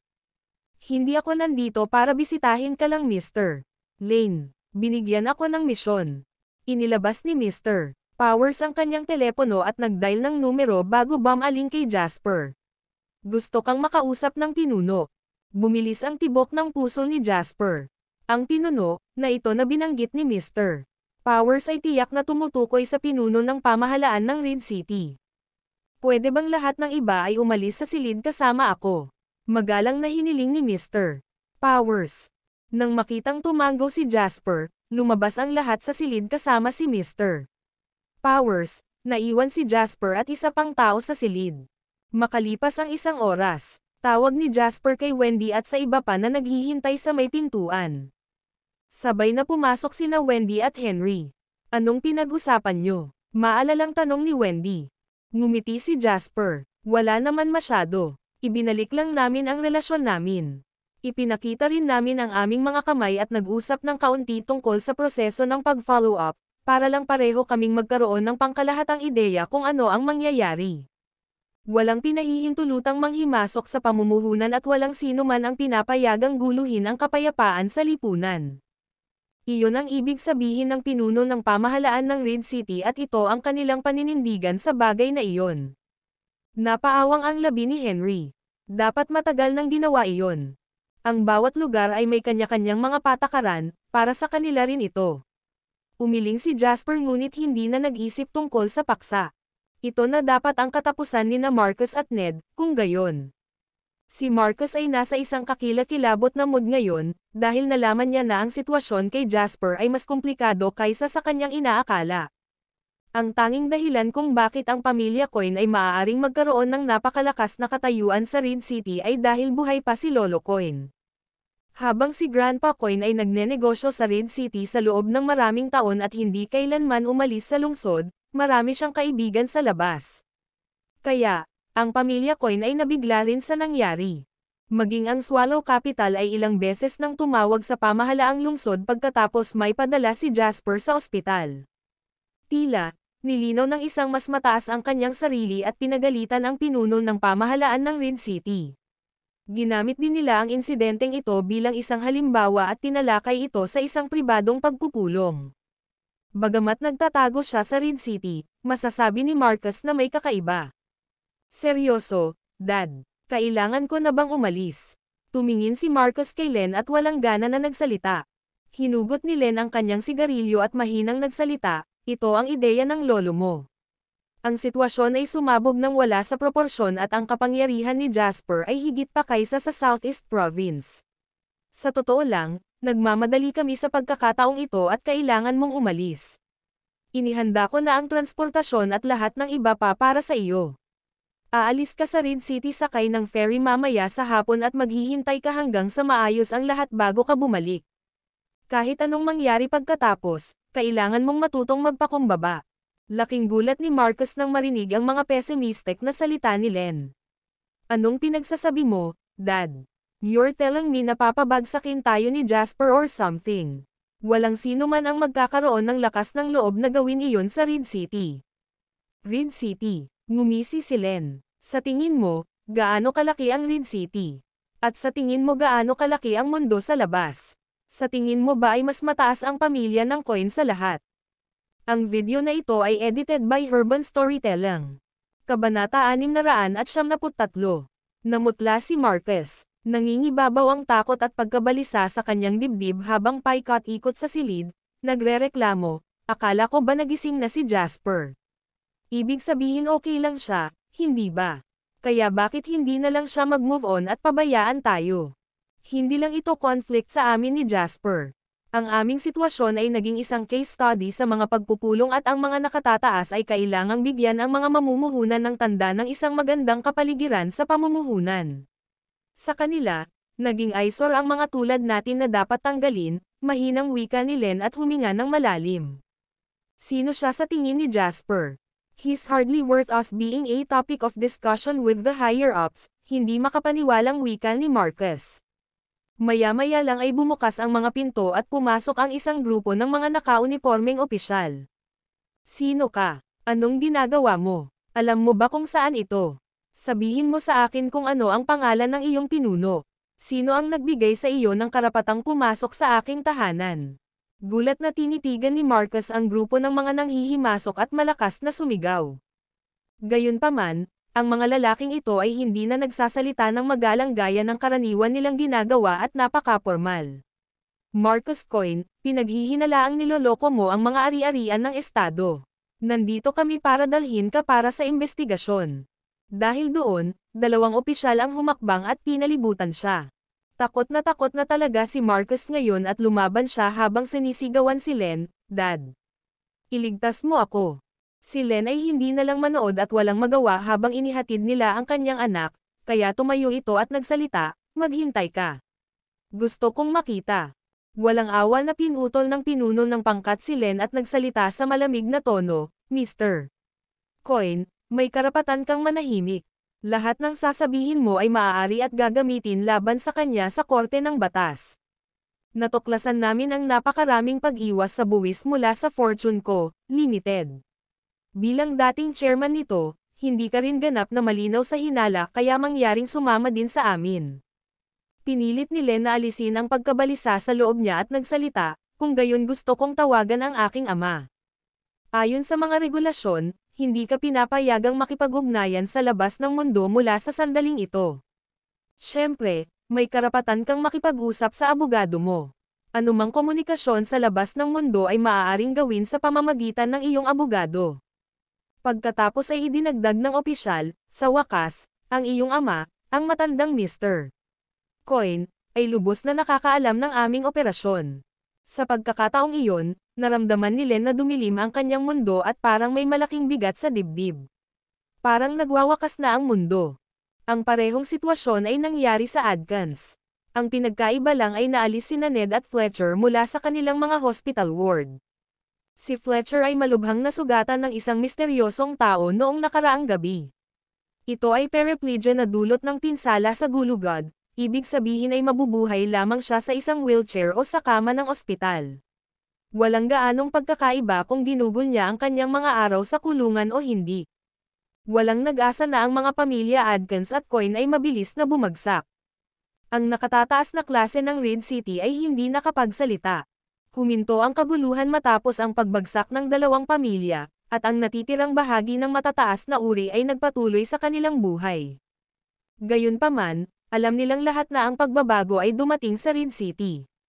Nagawa ng isang dayuhang mamumuhunan na ibagsak ang Coin at ang mga pamilyang Adkins. Walang nag-iisip na ito ay posible noon. Napabuntong hininga ang lahat habang hinihintay ang susunod na pagbagsak ng bomba.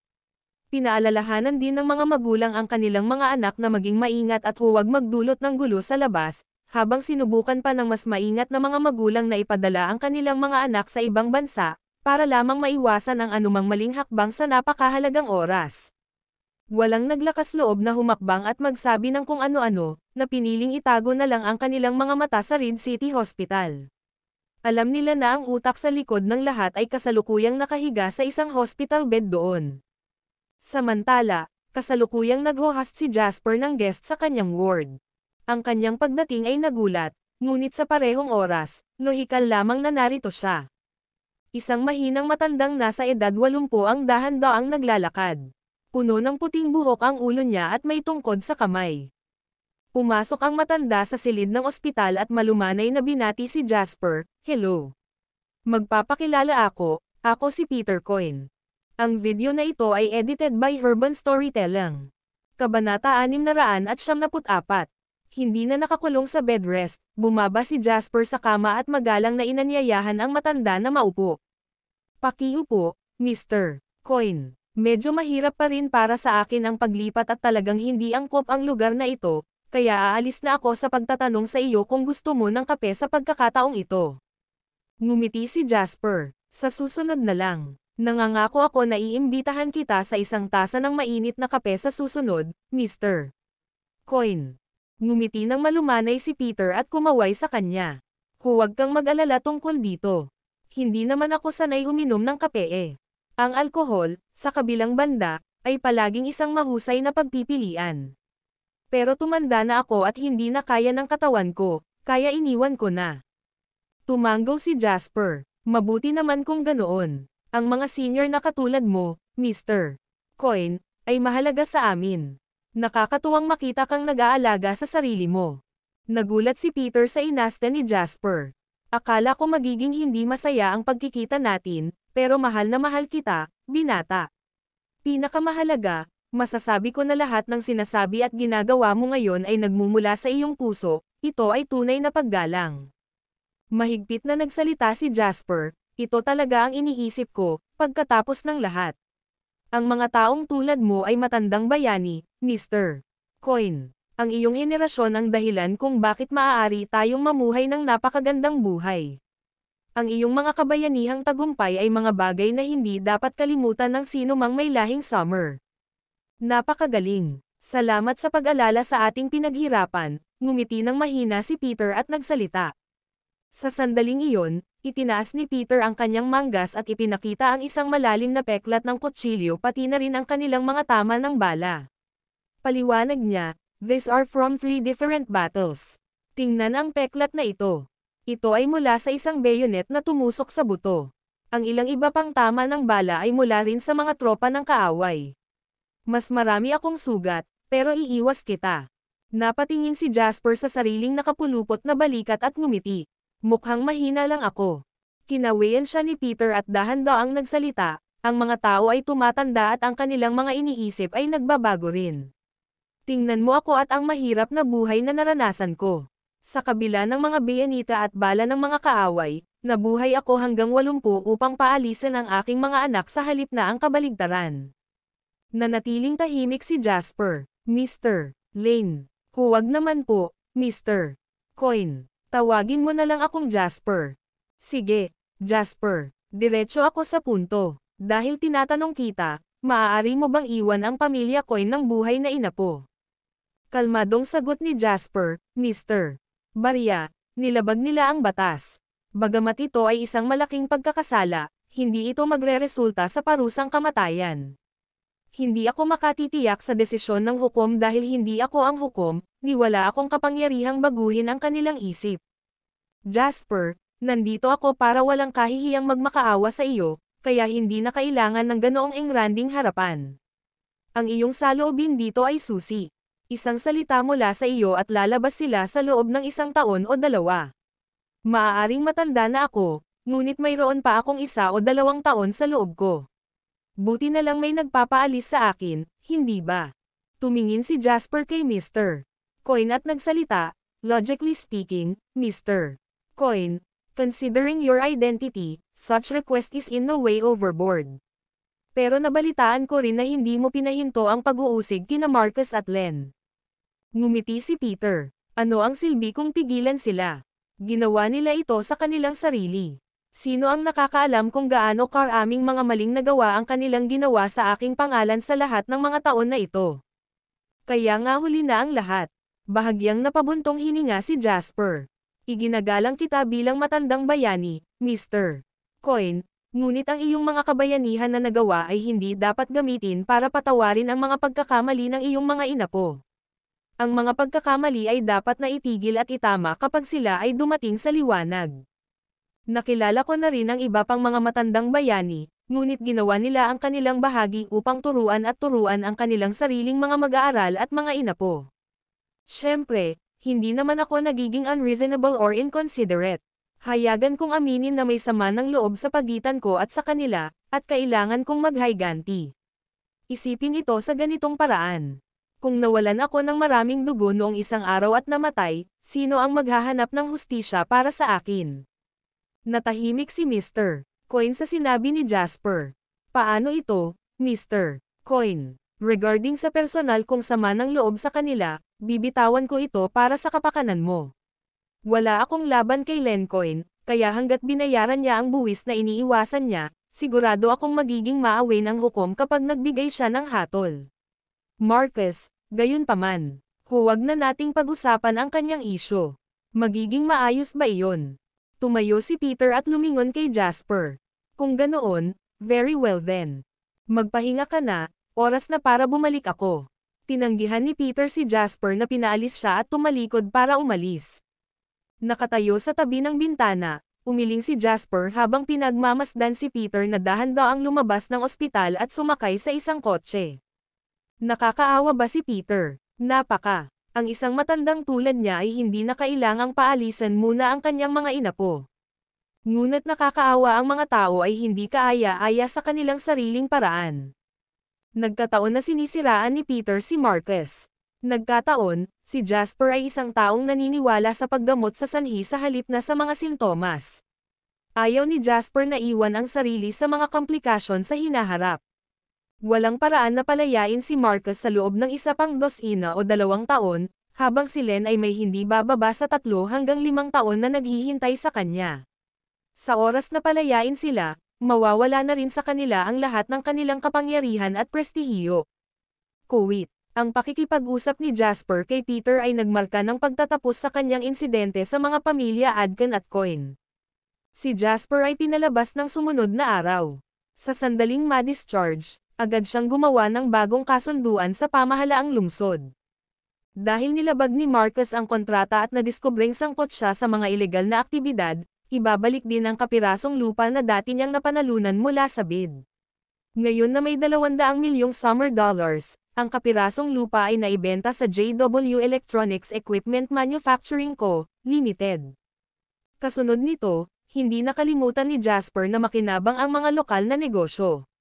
Ipinamahagi niya ang disenyo at mga proyekto sa pagtatayo para sa pabrika sa mga maaaring magsagawa ng lokal na kumpanya.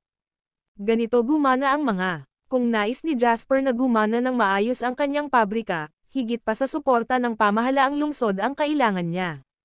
Ang pagkilala mula sa mga lokal na puwersa ay kailangan din. Ang mga nakitang ito ay kung paano ipinakita ni Jasper ang kanyang paninindigan. Walang alinlangan, ang JW Electronics ang naging susunod na pamilya ng Coin. Gayunpaman, ang pagkakaiba sa pagitan ng dalawang partido ay ang lahat ay kumikita ng pera ng magkasama ngayon at nakikinabang mula dito. Ang mga aksyon ni Jasper ay nakakuha ng pabor ng maraming hindi mapakali na lokal na puwersa, at ang kanyang reputasyon ay agad na kumalat sa buong Red City. Dumating na rin ang kagamitang binili ni Jasper sa pamamagitan ng Law Family, at sa loob ng 1 linggo, nagsimula na ang pabrika sa paghahanda para sa produksyon sa maayos na paraan.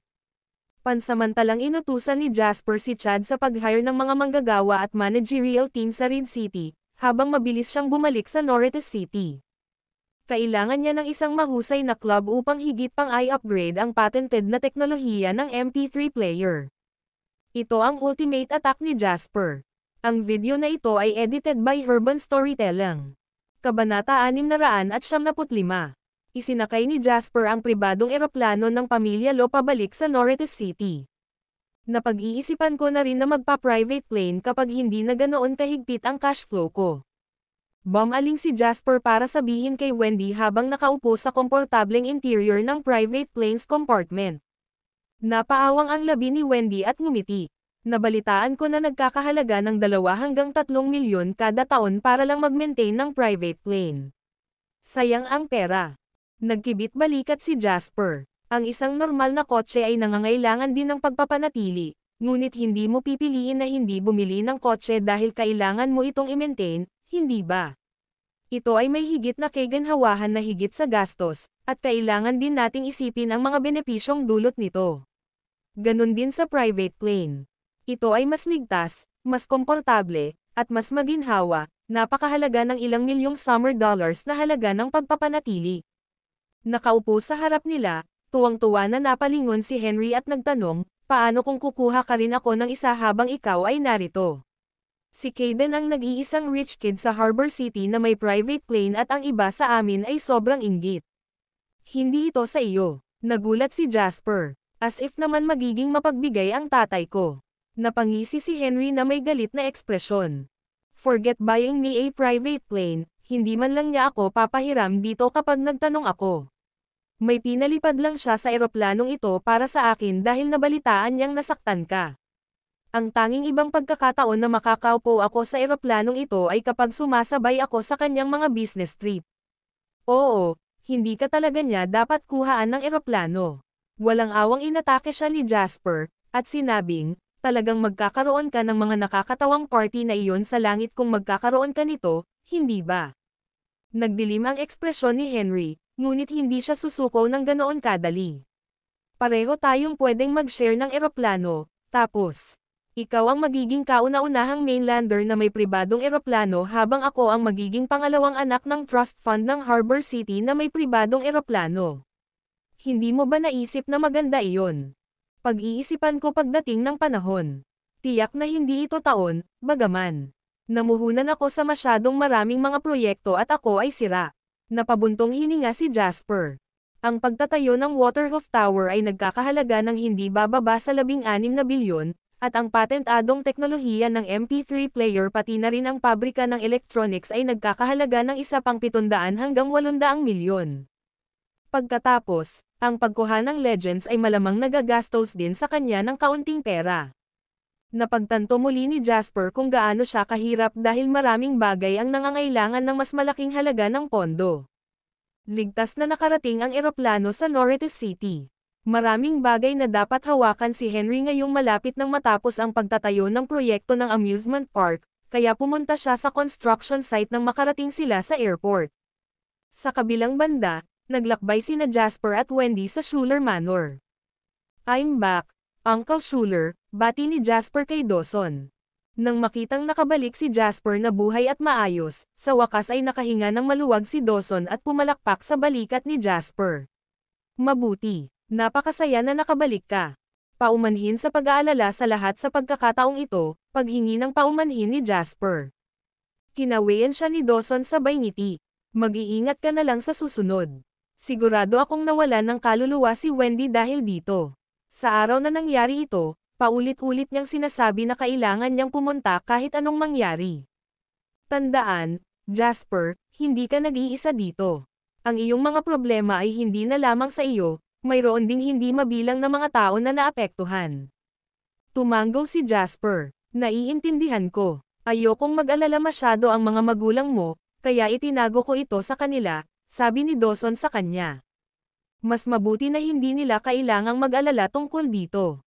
Ang aking mga magulang ay nag-aalala na tungkol sa aking pinakamaliit na mga problema na gusto ko lamang na mamuhay sila ng masaya ngayong maaari ko silang matustusan. Anong klaseng anak ako kung pinag-aalala ko pa rin sila tungkol dito at doon? At saka, safe and sound naman ako, di ba? Maglalaan ako ng ilang oras para makasama sila kapag natapos na ang lahat ng ito. Ngumiti si Jasper. Nagsalita si Dawson, sure. Maligo ka na at magpahinga. Mag-uusap pa tayo pagkatapos ng hapunan. Ang video na ito ay edited by Urban Storytelling. Kabanata 676. Pagkaalis ni Dawson ay yamakap si Jasper kay Wendy. Nakangiting nagsalita siya, "Salamat." "Para saan?" Itinagilid ni Wendy ang kanyang ulo at nalilitong kumurap. "Salamat sa pag-aalaga mo sa akin," wika ni Jasper na parang hindi na siya malinaw. "Sino pa ba ang mag-aalaga sa iyo kung hindi ako? Ay pangako mo lang na mas mag-iingat ka sa susunod. Ang mga taong iyon ay handang gawin ang anumang bagay para sa kanilang sariling interes," paalala ni Wendy. Tumango si Jasper. "Tama ka. Naging aral na rin sa sarili ko ang nangyari sa pagkakataong ito. Sabi nila ang mabubuting tao ay mas nakakaalam kaysa tumayo kung saan may panganib. At habang hindi ko matatawag ang aking sarili na isang mabuting tao, natatakot akong mamatay. Ang Reed City ay isang maliit na lugar, ngunit sa palagay ko ang katotohanan na ito ay maliit ay nangangahulugan na mayroong higit na kapabayaan sa batas doon. Napaka-smooth sailing history nila sa pagnenegosyo, kaya naging pabaya ako." Malumanay na nagsalita si Wendy, "Walang nahuhula ang aksidente. Hindi ako humihingi ng marami, hindi ko naman kailangan ang lahat ng kayamanan na ito. Ang gusto ko lang ay mabuhay kayo ni tatay. Sapat na sa akin iyon. Malayo na ang narating namin, at sa aming paglalakbay dito, nakatagpo kami ng mga dakilang kaalyado tulad ng pamilya ng Lo at pati na rin ng mga karibal ng iba't ibang kalibre tulad ng mga pamilyang Monty at Coin. Lagi tayong magkakaroon ng mas maraming kaaway kaysa sa mga kaibigan. Pagkatapos ng lahat, ang paglaki ng isang bagong pamilya ay nangangahulugan ng muling pamamahagi ng mga interes at benepisyo. Pinagbabantaan namin ang napakaraming kabuhayan ng mga tao. Sa sandaling mawala ang lahat, natatakot ako na ang mga taong unang lumapit sa atin ay walang alinlangan na magiging mga kaaway natin ito. Kaya para sa kapakanan mo at para sa sarili ko, hindi ako maaaring tumigil dito." Isinandal ni Wendy ang kanyang ulo sa dibdib ni Jasper pagkatapos nitong magsalita at sumagot ng, "I just want you to be safe." Hindi nagtagal ay nakahanda na ang hapunan. Sa hapagkainan, casual na nag-uusap sina Jasper at Dawson at mabilis na bumalik ang paksa sa South Face River Project. Ang pagtatayo ng buong South Face River ay gagawin sa isa pang 2 buwan o higit pa. Ang JW Real Estates ay magiging isang pangalan na kakalat sa buong lupain. Sa kabila ng kanyang edad, hindi maiwasan ni Dawson na matuwa sa ideya. Sina Dawson at Jasper, bilang mga taong kasangkot, ang tanging nakakaalam kung gaano kalaki ang pagsisikap na kanilang ipinuhunan sa proyektong ito. Sinuri ni Jasper ang plano sa pagpapaunlad ng bansa sa susunod na 20 taon at ibinuhos ang impormasyong alam niya sa South Face River Project. Ang layunin nito ay malakas na i-broadcast ang pangalan ng JW Real Estate sa buong bansa. Gagamitin din niya ang pagkakataong ito para magtayo ng pundasyon para sa unang pribadong kumpanya ng real estate sa bansa. Ang paggawa ng pangalan para sa JW Real Estates ay higit na mahalaga kaysa sa kita. Hindi namin kailanman binalak na kumita ng malaki sa South Face River Project. Magiging mahusay kung maaari naming kumita kahit na ang halaga ng aming pera pabalik. Ang mga benepisyo ng proyektong ito ay nakasalalay sa katotohanan na ito ay pangmatagalan at napapanatiling. Iyon ang dahilan kung bakit plano kong panatilihing nasa ilalim ng JW Real Estates ang lahat ng tindahan, gusali ng opisina, at karamihan sa mga nakatirang distrito. Magiging rent-only basis sila. Nang marinig si Jasper, tumango si Dawson. Sumasang-ayon ako. Napakurap si Wendy. Ganyan ka ba ka-confident? Paano kung ang proyekto ay tuluyang mawalan ng? Biglang napagtanto na maaaring na jinx niya ito, huminto si Wendy sa pagsasalita ng may paghingi ng tawad. Ngumiti si Jasper. Confident ako. Sa abot ng aking pag-aalala, ang South Face River Project ay magiging benchmark na proyekto para sa lahat ng hinaharap na mga pagpapaunlad ng lungsod sa bansa. Magiging napakalaki ang impluwensya nito, at ang katotohanang walang naniniwala dito ngayon ang mismong naglalagay sa atin sa isang kalamangan. Oh, Uncle Schuler, kumusta ang nangyari sa eksperto mula sa Southeast Province Research Institute of Sciences na hiniling ko sa iyo na tumulong sa pakikipag-ugnayan? Tanong ni Jasper. Napangiti si Dawson. Magkaibigan kami ng pinuno ng Research Institute of Sciences. But you know how it is with experts, hindi nila normally nirerespeto ang mga negosyanteng tulad natin. Mahirap silang kausap minsan, pero binigyan kita ng pagkakataon na makilala siya. Dalhin na lang ang mga materyales bukas. Paalala lang, ang mga taong ito ay walang pakialam sa pera. Mas mahalaga sa kanila ang teknolohiya kaysa sa sarili nilang buhay, kaya mahalaga talaga kung paano mo sila kakausapin. Ang video na ito ay edited by Urban Storytelling. Kabanata 677. Nang sumunod na araw, umupo si Jasper sa kanyang Bentley na labis niyang namiss at nakarating sa Provincial Research Institute of Sciences. Bagamat malaki ang naiambag ng Southeast Province sa siyentipikong pananaliksik, ang maliit na rundown na gusali sa harapan niya ay nagsiwalat ng isang tunay na isyu. Ang bansa ay lubhang nangangailangan ng pag-unlad ng ekonomiya, kaya karamihan ng pera ay mapupunta sa konstruksyon o pamumuhunan. Kaya, nagresulta ito sa isang matinding pagbaba sa mga pamumuhunan sa siyentipikong pananaliksik. Matapos utusan si Julian na hintayin siya sa sasakyan, pumasok si Jasper sa sira-sirang gusali na tila may 3 o 4 na dekada na kasaysayan. Kasunod ng address na ibinigay sa kanya ni Dawson, dumating si Jasper sa labas ng isang opisina at kumatok sa pinto. "Pumasok ka." Isang garalgal na boses ng lalaki ang umalangaw-ngaw mula sa loob ng opisina. Pumasok si Jasper at nakita niya ang isang lalaking nasa edad 50 na nakasuot ng puting lab coat. Siya ay tinkering sa isang chip sa likod ng kanyang opisina desk. Ang dapat sana ay isang malinis na lab coat ay marumi na ngayon, at ang buhok ng lalaki na tila pugad ng ibon ay lubhang nagpatanda sa kanyang hitsura. Hindi pinansin ng lalaki si Jasper pagkapasok niya. Sa halip, nadatnan siya ni Jasper na bumubulong-bulong na para bang sinusubukan niyang lutisin ang isang mahirap na problema lahat habang kinakalikot ang chip sa kanyang kamay. Hindi siya minamadali ni Jasper, piniling maghintay ng matiigang sa tabi.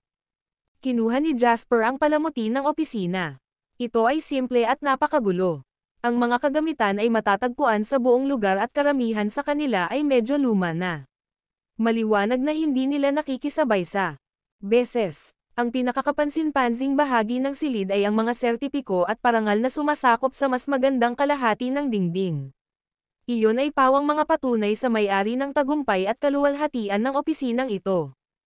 Pagkatapos ng 10 buong minuto, tumangala ang lalaki at nakita si Jasper. Noon lang niya ibinaba ang chip, bahagyang humihingi ng tawad, paumanhin, "Hindi ko talaga mapigilan kapag nagre-research ako. Nakalimutan na kita." Ngumiti si Jasper. "Huwag kang mag-alala tungkol dito. Ikaw ay dapat na Profesor Albert McGee, sa palagay ko." Sagot ni Albert, "Ako. Ikaw dapat ang negosyanteng ipinakilala sa ulo, Jas." Jasper, pakilala niya matapos makita kung paano nakalimutan ni Albert. Kinatok ni Albert ang kanyang noo gamit ang kanyang palad at sumagot, Oo. "Jasper, paano kita matutulungan?" Diretsong tanong ni Albert. Umupo si Jasper at nagsalita, "Naparito ako para imbitahan ka na maging Chief Technical Expert ng kumpanya ko, si Professor McGee." Walang iniisip, umiling si Albert. "Hindi pwede. Gusto ko lang gawin ang aking pananaliksik sa kapayapaan. Ayokong may kinalaman sa mga negosyanteng tulad mo." Sa pag-aalala ni Albert, iba talaga ang mga negosyante at mga taong katulad niya. Ang mga negosyante ay handang gawin ang anumang bagay para sa kapakanan ng kita. Ang kanyang pagsasaliksik na pinaglanan niya ng oras at pagsisikap ay magiging kasangkapan lamang sa paggawa ng pera kapag nahulog na ito sa mga kamay ng isang negosyante. "Naiintindihan ko ang iyong mga alalahanin, Professor McGee, ngunit hindi ba sumagi sa iyong isipan na gaano man kahusay ang isang mananaliksik? Anong bagong teknolohiya ang maaari mong makuha sa gayong kapaligiran sa pagtatrabaho?" Tila hindi naapektuhan si Jasper sa ugali ni Albert, at nagdebate siya pabalik sa pinakakalmang tono na may katotohanang hindi mapabulaanan ni Albert. Gaya ng inaasahan, ibinuka ni Albert ang kanyang bibig ng ilang beses para lamang muling isara ito. Nag-apply siya para sa 5 milyon na pondo sa pananaliksik para sa ilang proyekto, at ang halaga ay ang pinakamababang posibleng halagang kailangan pagkatapos dumaan sa maraming pagbawas sa budget. Gayunpaman, 1 taon pagkatapos gumawa ng aplikasyon, ang mayroon lamang siya ngayon ay 2 milyon. Hindi dahil may nagsisikap na bawasan ang mga gastos sa kanyang mga proyekto, dahil ang institusyon mismo ay may limitadong pondo sa pananaliksik. Napakaraming demand kaysa sa supply. Pagkatapos hatiin ang mga pondo sa lahat, wala pa sa kalahati ng kailangan niya. Walang magagawa ang sino man tungkol doon. Maaari kitang bigyan ng sapat na pondo sa pagsasaliksik at ang paggalang na nararapat sa iyo. Dagdag pa, mangyaring tingnan ito, Professor McGee.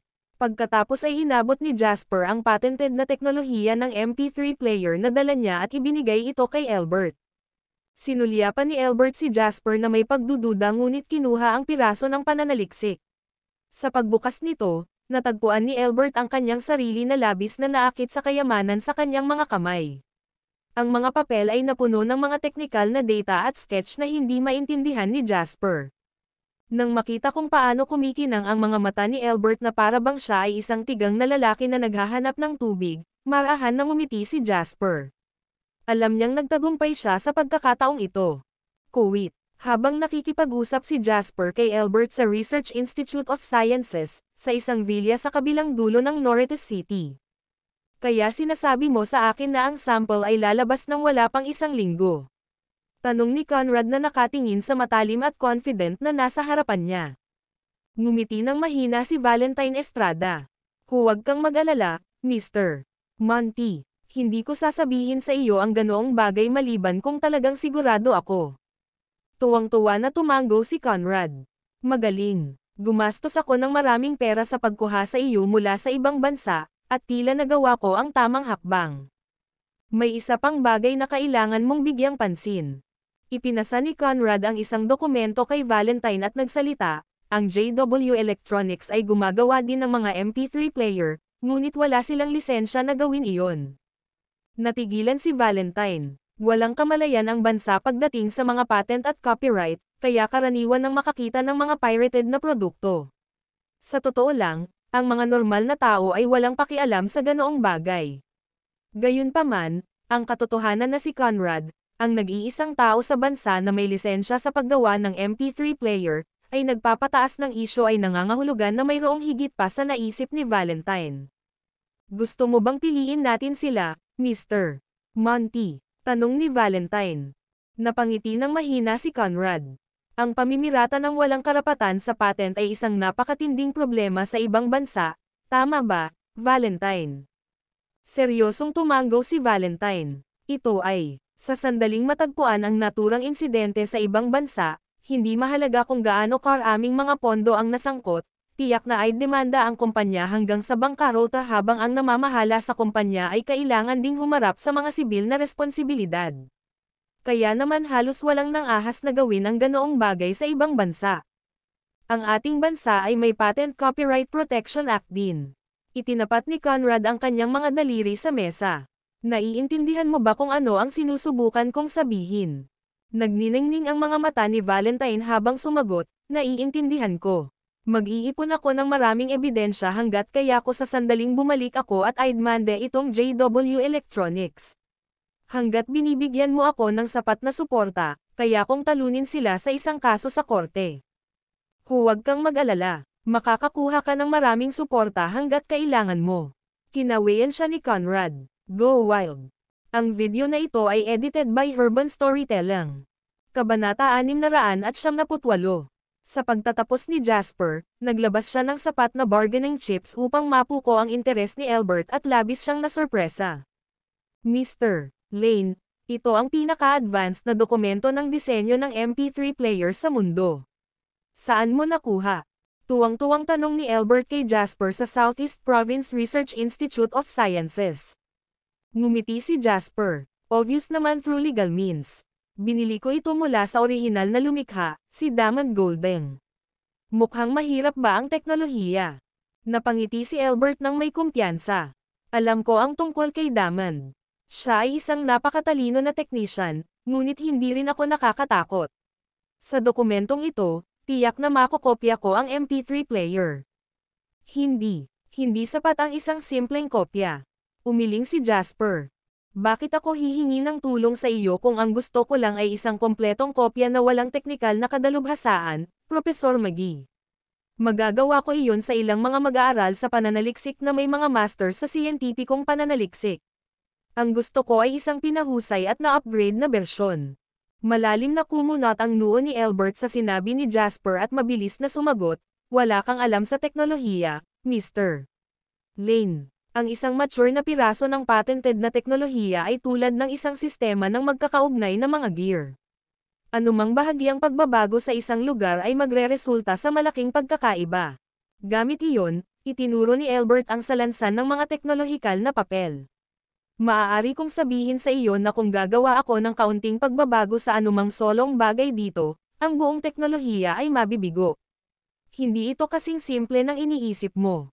Paano kung gusto ko lang magdagdag ng screen? Tanong ni Jasper. Sandaling natigilan si Albert, at nagsalubong ang kanyang mga kilay habang malalim ang iniisip. Hindi naman dapat ganoon kahirap kung nagdadagdag lang ako ng kung ano-ano imbes na baguhin ang kahit ano.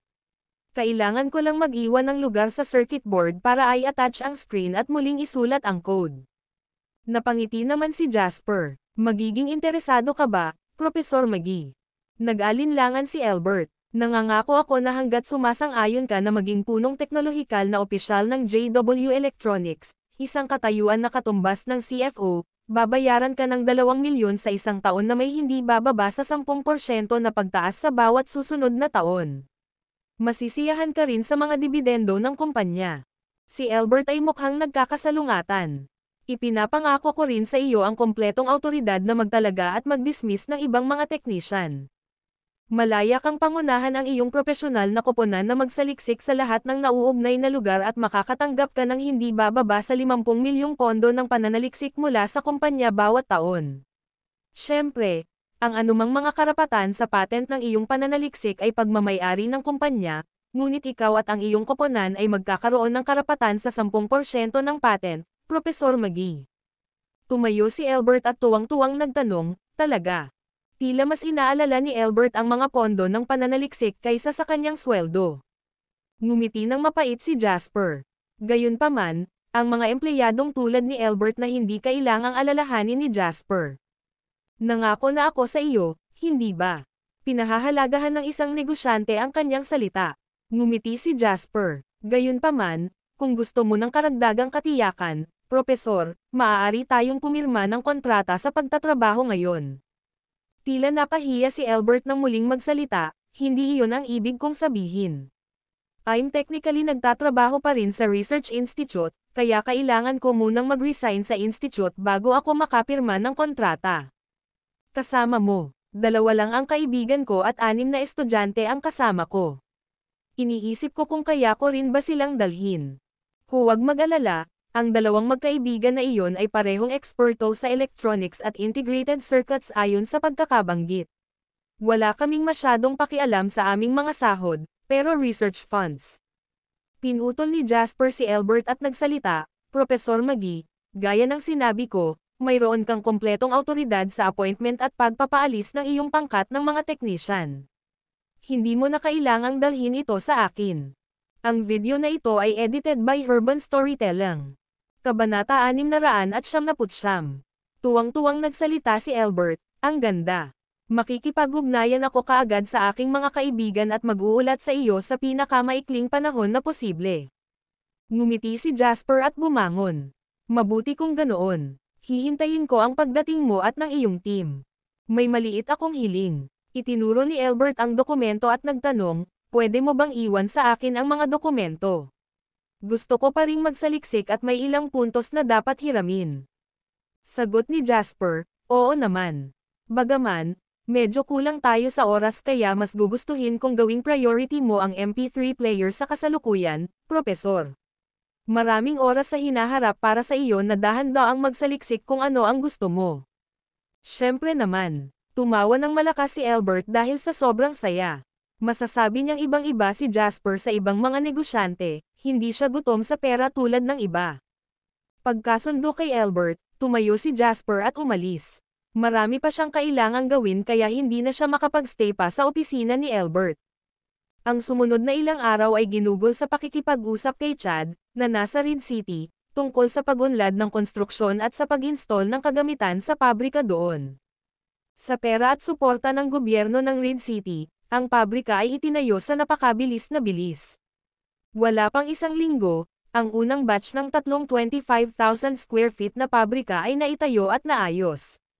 Upang mapabilis ang proseso, Nagpasya sina Jasper at Chad na kumpletuhin muna ang konstruksyon ng unang batch ng mga pabrika, na binubuo ng 3 gusali ng pabrika, at iwanan ang iba pang mga pabrika pati na ang distrito ng produksyon na itatayo habang nagsimula ang trabaho. Sa araw na natapos ang 3 pabrika, nagsimula na rin ang pag-install at pagkomisyon ng kagamitan. Mr. Lane, ang 200 manggagawang na-recruit namin ay nakatapos na ng kanilang teknikal na pagsasanay sa ilalim ng mga bihasang manggagawa at mga tagapamahala na ginagastos namin ng maraming pera upang umupo mula sa iba pang mga pabrika ng electronics. Tumanggaw si Jasper bilang kasiyahan ng marinig ang ulat ni Chad sa pamamagitan ng video call.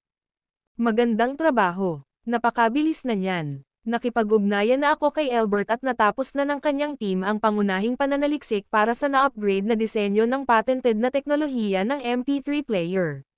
Dapat ay handa na ang resulta sa loob ng 2 araw kaya gusto kong subukan mo munang gumawa ng sample. Tumanggaw si Chad bilang pagkilala at biglang nagsalita, Mr. Lane, narinig ko na ang isang domestic na manufactured MP3 player ay malapit nang lumitaw sa merkado. Ina-advertise na nila ito. Tumanggaw si Jasper. Talaga. Isa rin silang negosyo na nakabase dito sa Southeast Province. Malamang na matagumpay silang nakagawa ng sample, kaya nagsimula silang mag-advertise sa lahat ng malalaking istasyon ng telebisyon pati na rin sa mga pahayagan. Ang publiko ay dapat ipaalam sa lalong madaling panahon. Hindi ba ibig sabihin, na wala na ang elemento ng sorpresa natin, Mr. Lane? Malungkot na tanong ni Chad. Ayos lang. Mayroon kaming natatanging bentahe pagdating sa advertising. Hanggat ang aming produkto ay nasa merkado, walang sino man ang makakalaban sa amin sa mga tuntunin ng mga ad. Ang kailangan lang namin ay sapat na mga produkto at isang pag-upgrade sa teknolohiya ng produkto kapag ang aming MP3 player ay naging available sa publiko. Seryosong tumanggaw si Chad sa sinabi ni Jasper. Sige, Mr. Lane. Babalik muna ako sa trabaho. Nangangako ako na maglalabas ng sample ng mas mabilis hanggat maaari sa sandaling kumpleto na ang iyong teknolohiya doon. Isang mahinang buntong hininga ang pinakawalan ni Jasper pagkatapos niyang tapusin ang video call kay Chad. Sa kanyang mesa ay isang isyu ng Southeast Province Morning Post ngayon na may nakaprint na advertisement ng MP3 player sa pinakatanyag na lugar. Maya-maya lang ay nagring ang phone ni Jasper. Pagkakonekta ng tawag, narinig ni Jasper ang isang pamilyar na boses na dumaan.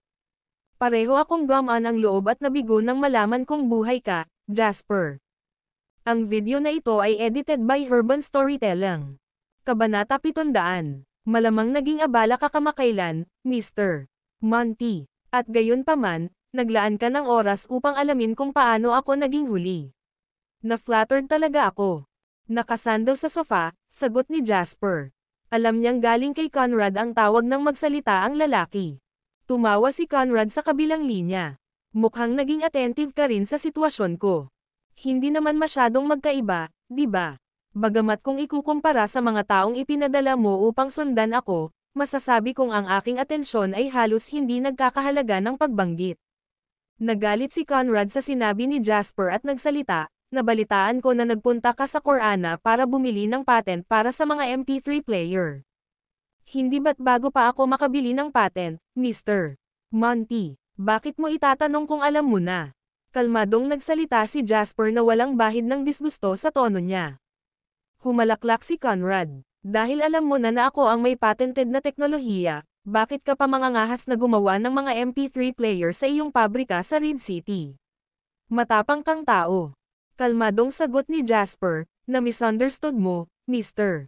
Monty. Ang ginagawa ng aking pabrika sa Red City ay mga maliliit na trinket lamang na hindi mo kailanman magiging interesado, Mr. Monty. Bakit, Mr. Monty? May inaalala ka ba? Seryosong tanong ni Jasper. Nagdilim ang ekspresyon ng mukha ni Conrad habang mahinahong sumagot, huwag tayong magpatalo, Jasper.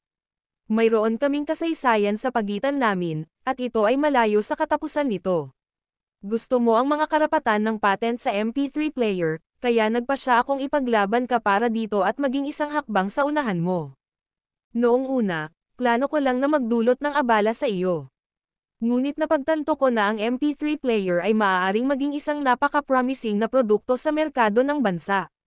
Kailangan kong magpasalamat sa iyong patnubay, o hindi ako makakahanap ng ganoong angkop na paraan upang kumita sa ganoong kaikling panahon.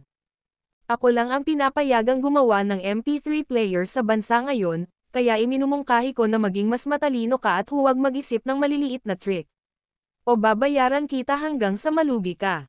Humalaklak si Conrad bago nagpatuloy, "You must be so angry, so pissed, so reluctant to give up, Ham. Dahil kahit una mong nalaman, ninakaw ko pa rin sa'yo. Isang hakbang lang ang kailangan. Hindi mo na ako maaabutan ngayon. Nasa mas mataas na lugar ako ngayon, kaya paano mo ako matatalo sa pagkakataong ito?" Mahinahong sagot ni Jasper, "Hindi ko talaga iniisip na ilagay sa panganib ang buong JW Electronics, Mr. Monty. Kung sakaling mawala sa akin ang lahat ng iyon, ituturing ko na lang ito bilang walang kinita sa insidente ng kumpanya ng aluminyo noon. Now that I think about it, indirectly ikaw ang nagbigay sa akin ng pera, di ba Mr. Monty? Ikaw." Sumabog ang galit mula sa loob ni Conrad. Minsan lang siya natalo sa kanyang buhay ngunit ang pagkawalang ito ay naging isang bangungot na hinding-hindi niya matatakasan. Ang pangalan ni Jasper ang naging trigger ni Conrad. Kailangan lang isipin ni Conrad ang lalaking iyon at tuluyang mawawala ang lahat ng katahimikan niya. Haha, pilit na itinabi ni Conrad ang galit at malamig na nagsalita, "Malayo pa ang ating hinaharap. Paano kung manalo ka ng isang beses?" Ang may huling salita ay ang tunay na nanalo, si Jasper. Isang beses ka nang natalo, bakit sa tingin mo ay maaari kang manalo sa pagkakataong ito? Maghintay ka lang. Wala kang magagawa kundi panoorin habang dahan-dahan kong kinukuha ang lahat ng domestic MP3 player market shares. Dapat ay sa iyo ang pera, ngunit wala kang paraan para makuha ito. Ang magagawa mo lang ay manood at maglaway. Siyempre, marahil ay bibigyan kita ng isang pagkakataon o dalawa upang kumita ng pera kung ako ay nasa mabuting kalooban. Ngunit kung iyan ay mabuti o masamang pera, hindi iyon ang iyong desisyon.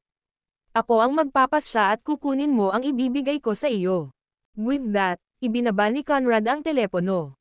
Sa kabila ng pag-alam na siya ang may kapangyarihan, tila hindi may angat ni Conrad ang kanyang kalooban.